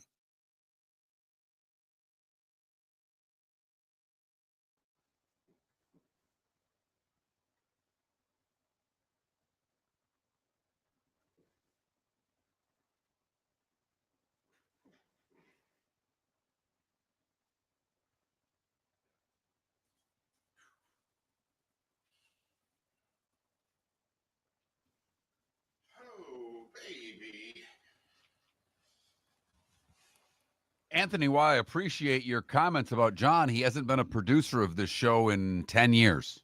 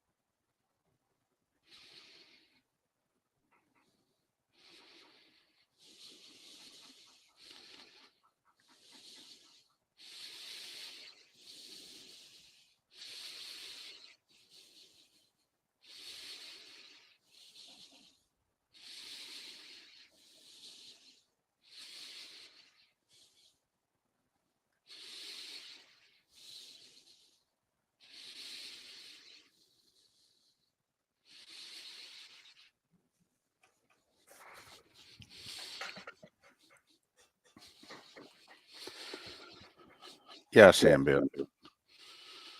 He'll definitely, I think, do the one-day retirement. I think he could get let go after this year.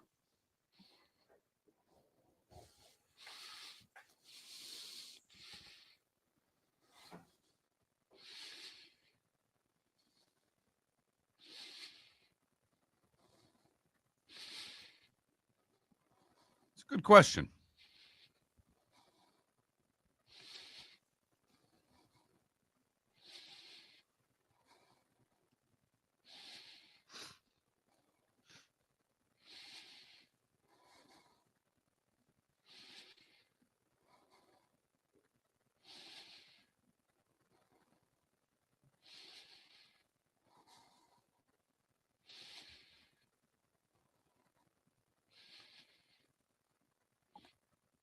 If the Bills cut him after this year, he's a $15.4 million cap hit. If they keep him, however, he costs $8 million more than that. So they save $8.4 million by cutting him.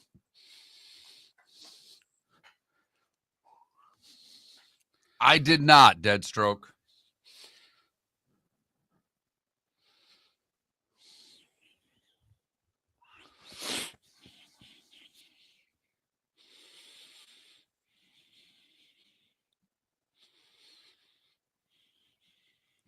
Daddy-daughter weekend. Wife has left town until Wednesday night.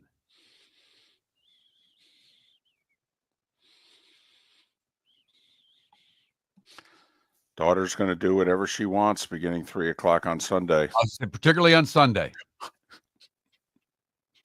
Particularly on Sunday. She could burn the damn house down until it gets to the living room. Mark won't notice.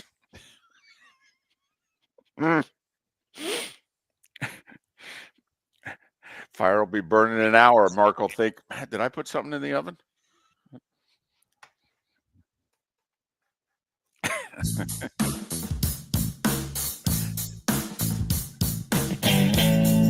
Welcome back to Miller and Moulton. Text the guys what's in your mind at 21,000.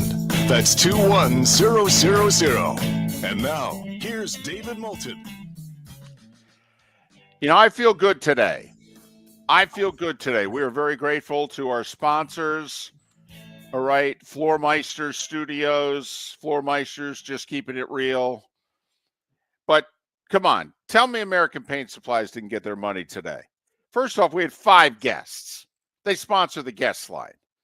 Rob Ellis, Scott Jackson, Pat Kirwan, Soren Petro, Ryan O'Halloran. American Paint Supplies, your one-stop shop for all your coating needs. I mean, come on. Not only that, you know what? If you're ever going to download millerandmoulton.com and download what you missed, this show provided some serious content today.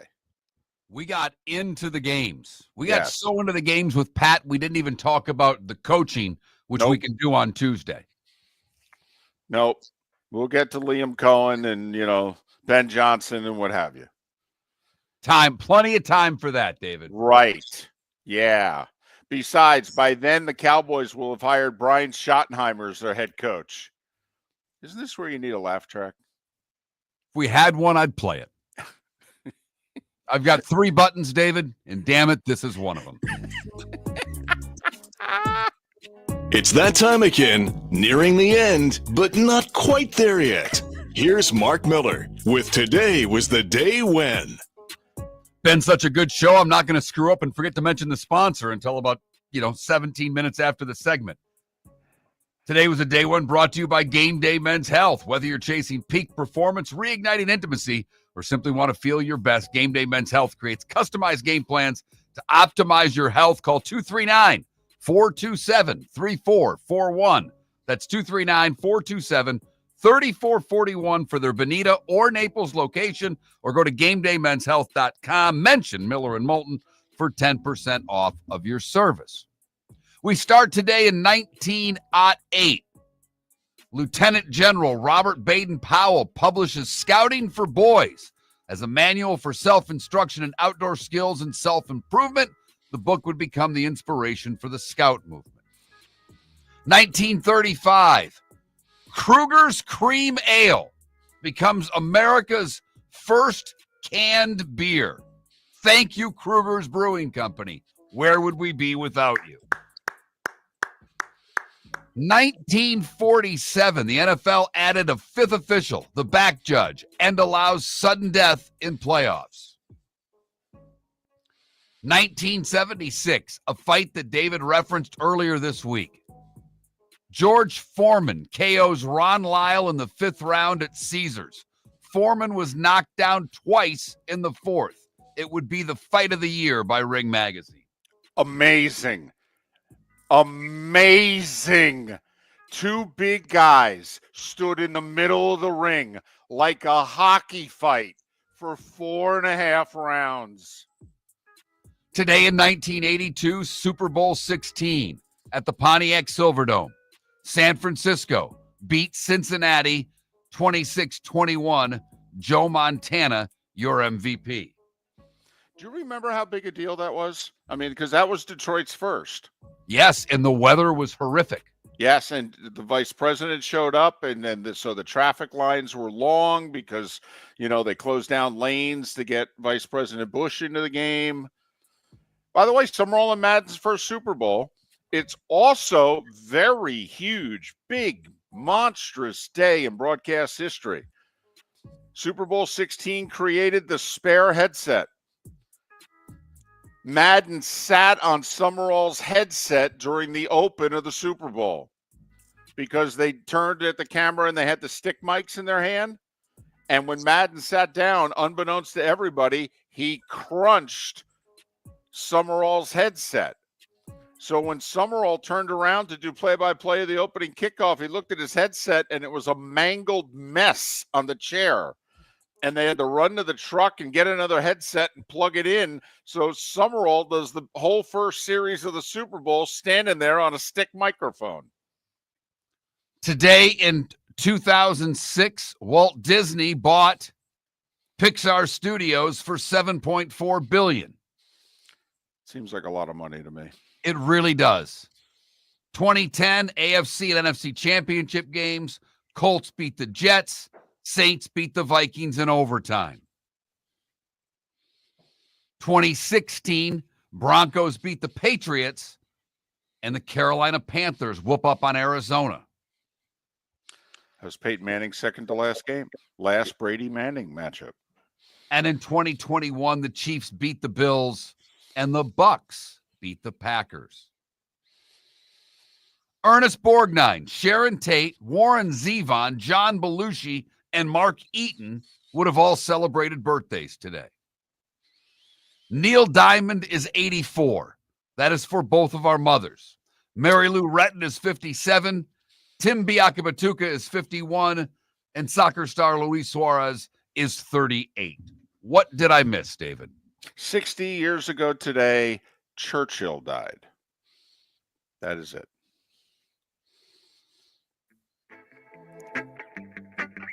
Time to see life a little bit differently. Here's Mark Miller with the good, the bad, and the ugly. What do you got, Mark? For the good, got to give it up for FWC, the Florida Fish and Wildlife Conservation Commission, rescued 30 sea turtles from freezing water in the Gulf and the Panhandle. 6 to 8 inches of snow all over the Panhandle did not do well for the turtles in cold water. Turtles being saved by FWC. Great job by them. For the bad, we go to Raleigh, North Carolina, where Elizabeth Proshankska took a bunch of kids for a golf cart ride. Rolled the golf cart. 5 children between 5 and 9 were injured. One was on the driver's lap when she rolled the cart over.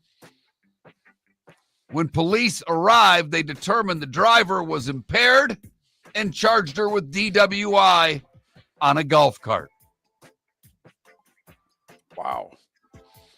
Finally, the ugly, we go to Key West, Florida, where early Tuesday morning, police were driving a 2-lane stretch of US 1 when they spotted a woman bent over in front of a man who was thrusting his hips back and forth.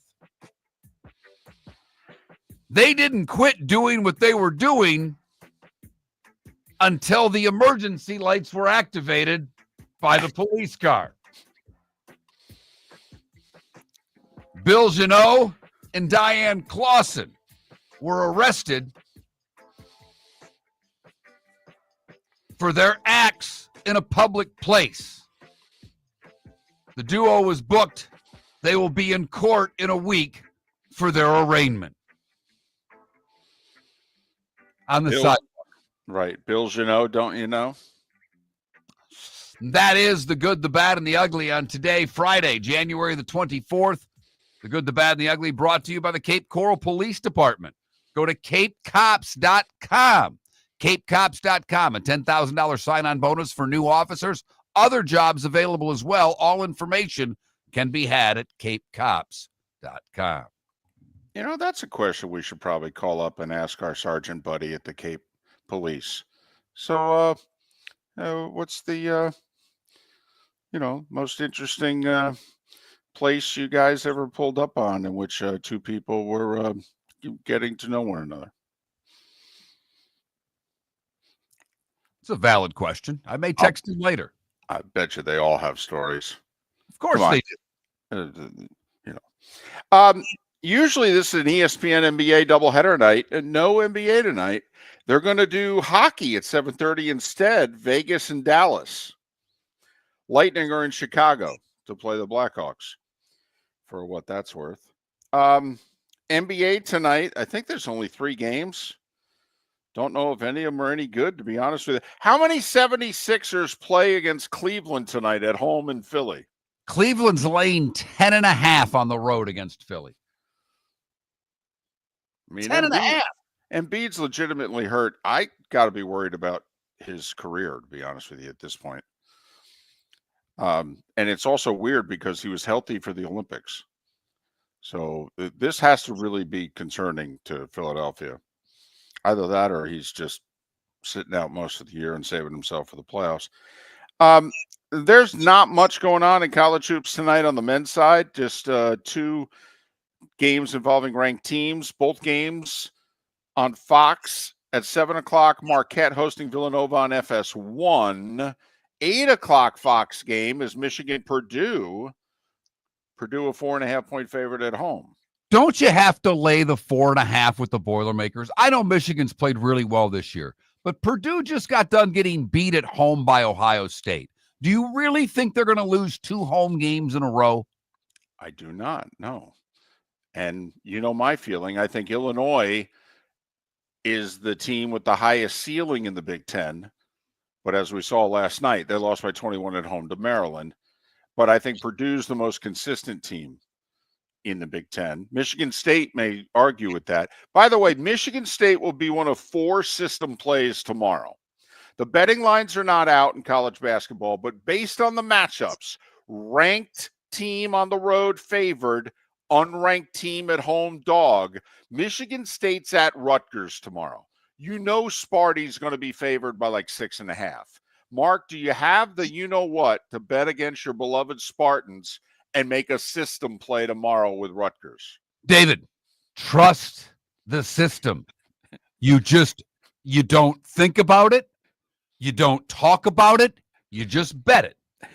Fair and enough. we're 1-2 this week for the system. I think that means we'll have a very solid day on Saturday. By the way, 5 o'clock today on ESPN, undefeated LSU ranked 5th in the country on the women's side at 18-1 Dawn Staley, South Carolina. You got Mulkey and Staley on the sidelines for LSU, South Carolina. The 2 teams are 38-1. I want South Carolina to win by 50. I know. I am not a Kim Mulkey fan at all. You're really not. For what it's worth, Australian Open tennis this weekend, 3:30 in the morning tonight, overnight, and 3:30 in the morning, late Saturday night, early Sunday morning, are the women's and men's finals, respectively. Madison Keys in the women's final tomorrow against the top seed, 3:30 in the morning. And then the 1 versus 2 on the men's side. Djokovic had to withdraw after the first set in his semi because of a thigh injury. So there you go. The game's obviously Sunday. 3 o'clock NFC title game. Both Miller and Moulton picking the Eagles. I'm picking the over. I'm not picking the spread because I picked the Eagles by 6, and that's what the line is. Mark's picking the under, and the Eagles laying the 6. Mark's got the Chiefs. I've got the Bills. Mark's got the over. I've got the under. Mark's laying the points. I'm taking the points. We're saving the juice. We're just betting one another for this one. Our poll question, Swamp Buggy Races poll question. There this Sunday, by the way. Parade tomorrow in Naples, beginning at 10:30. And then the doors open at 10 on Sunday. Races begin at noon. Go to swampbuggy.com, swampbuggy.com. You can get your tickets, enjoy the races, and still get home for the football. That's a hell of a day, by the way. Great food, people watching, fun, entertaining. Weather should be better. Just saying, swampbuggy.com. But 3 and 6:30 on Sunday are the games. Fox early, CBS late. There you go. Wow, what a Hope jam we get show 2 today. great ones. Yeah, me too. Me too. It would feel like a bigger upset to me if the Commanders won than a team that's just a 6-point dog. And maybe it's because of where they came. You know, Pat mentioned it very early in our interview. When is the last time a team made the Super Bowl coming off of, what'd they go, 5-12 last year? Is that what it was? 4-13? I mean, Yeah, second pick of the draft. Right. I mean, second pick of the draft to the Super Bowl. I mean, when's the last time something like that happened? Throw in the rookie quarterback, first-year coach, all of the things that Washington is not supposed to be able to do this year, they're a game away from doing. So there is golf tonight and tomorrow night on CBS in prime time because the tournament is out at Torrey Pines, and it's a Wednesday through Saturday PGA Tour event. Yeah, they've got to finish the second round this morning. I think it comes on in about 40 minutes. Conditions were very rough. Very rough yesterday. Only 3 golfers broke 70 on the par 72 Torrey Pines yesterday. So I'm fired up, by the way. I think we get a good game and a great game. I don't know if people are stylistically going to like the games. I think there's going to be a lot of running. And I don't know if people like that anymore. Miller and Moulton. Thanks for listening to a Football Friday. Swamp Buggy Racing returns to Naples, Florida Sports Park Sunday, January 26th for the Swamp Buggy Winter Classic. Naples' all-American weekend of family fun starts Saturday the 25th at 10 with a red, white, and blue parade and celebration down 41 from Coastland to 5th. But Sunday, we're Swamp Buggy Racing. 6 categories, from Jeeps to Bog to the big V8s that roar around the famed Mile of Mud. It's Florida's oldest racing tradition. Get tickets today at swampbuggy.com. American Paint Supplies, for nearly 30 years, is your one-stop shop for all your coating needs. If you are a designer, a contractor, a professional painter, or a weekend warrior, American Paint Supplies is the place where experts go to get expert solutions. At 6100 Shirley Street in Naples off of Pine Ridge, American Paint Supplies delivers the best solutions with the best products with the best support. Meet Gene and his team today at American Paint Supplies. Call 239-566-2700. That's 566-2700 or online at AmericanPaintSupplies.net. Wine glasses never fall over until you get a brand new rug. Oh, no! Ketchup bottles act normal till you're wearing a new shirt. Oh, you kidding me? And rocks slide peacefully on the road till the day you get a brand new windshield. Then they fly up off the road and attack without mercy. That's why new windshields from Glass Doctor come with our windshield protection plan. Unlimited repairs and 1 replacement for 12 months. Don't just fix it, protect it. Glass Doctor. A neighborly company. Gentlemen, as your wife mentioned getting new flooring, but you don't want to go through the hassle, well, go see the Floor Meisters in Naples next to Costco. They understand your time and money are important, so they'll make it as painless as possible. With a huge in-stock selection of carpet and Core-Tech, they can get you the floor your wife's been asking for. They carry wood, vinyl, carpet, and tile. If you do it yourself, no problem. They can handle that as well. So go see TJ at the Floor Meisters and tell them, just keeping it real. The Cape Coral Police Department is growing. They are currently looking for police officers and are offering a $10,000 signing bonus to newly hired officers. If you desire a career in law enforcement, or if you are already in law enforcement and thinking about making a move to a better agency, think Cape Coral Police Department. If you're looking for a police department that is committed to excellence, that invests in the highest level of training, state-of-the-art equipment, and some of the highest compensation in all of Southwest Florida, then the Cape Coral Police Department is for you. Visit capecops.com. That's capecops.com. Mark Miller for Molly Maid. Why Molly Maid, you ask? Trust. Moulton was a customer for 15 years. Affordability. Didn't I just say Moulton was a customer for 15 years? Worry-free services. Our professional house cleaners are fully insured and a 24-hour warranty. Call Molly Maids today at 239-774-5839. That's 239-774-5839 or online at mollymaid.com/FTMYERS. That's mollymaid.com/FTMYERS. This is Miller and Moulton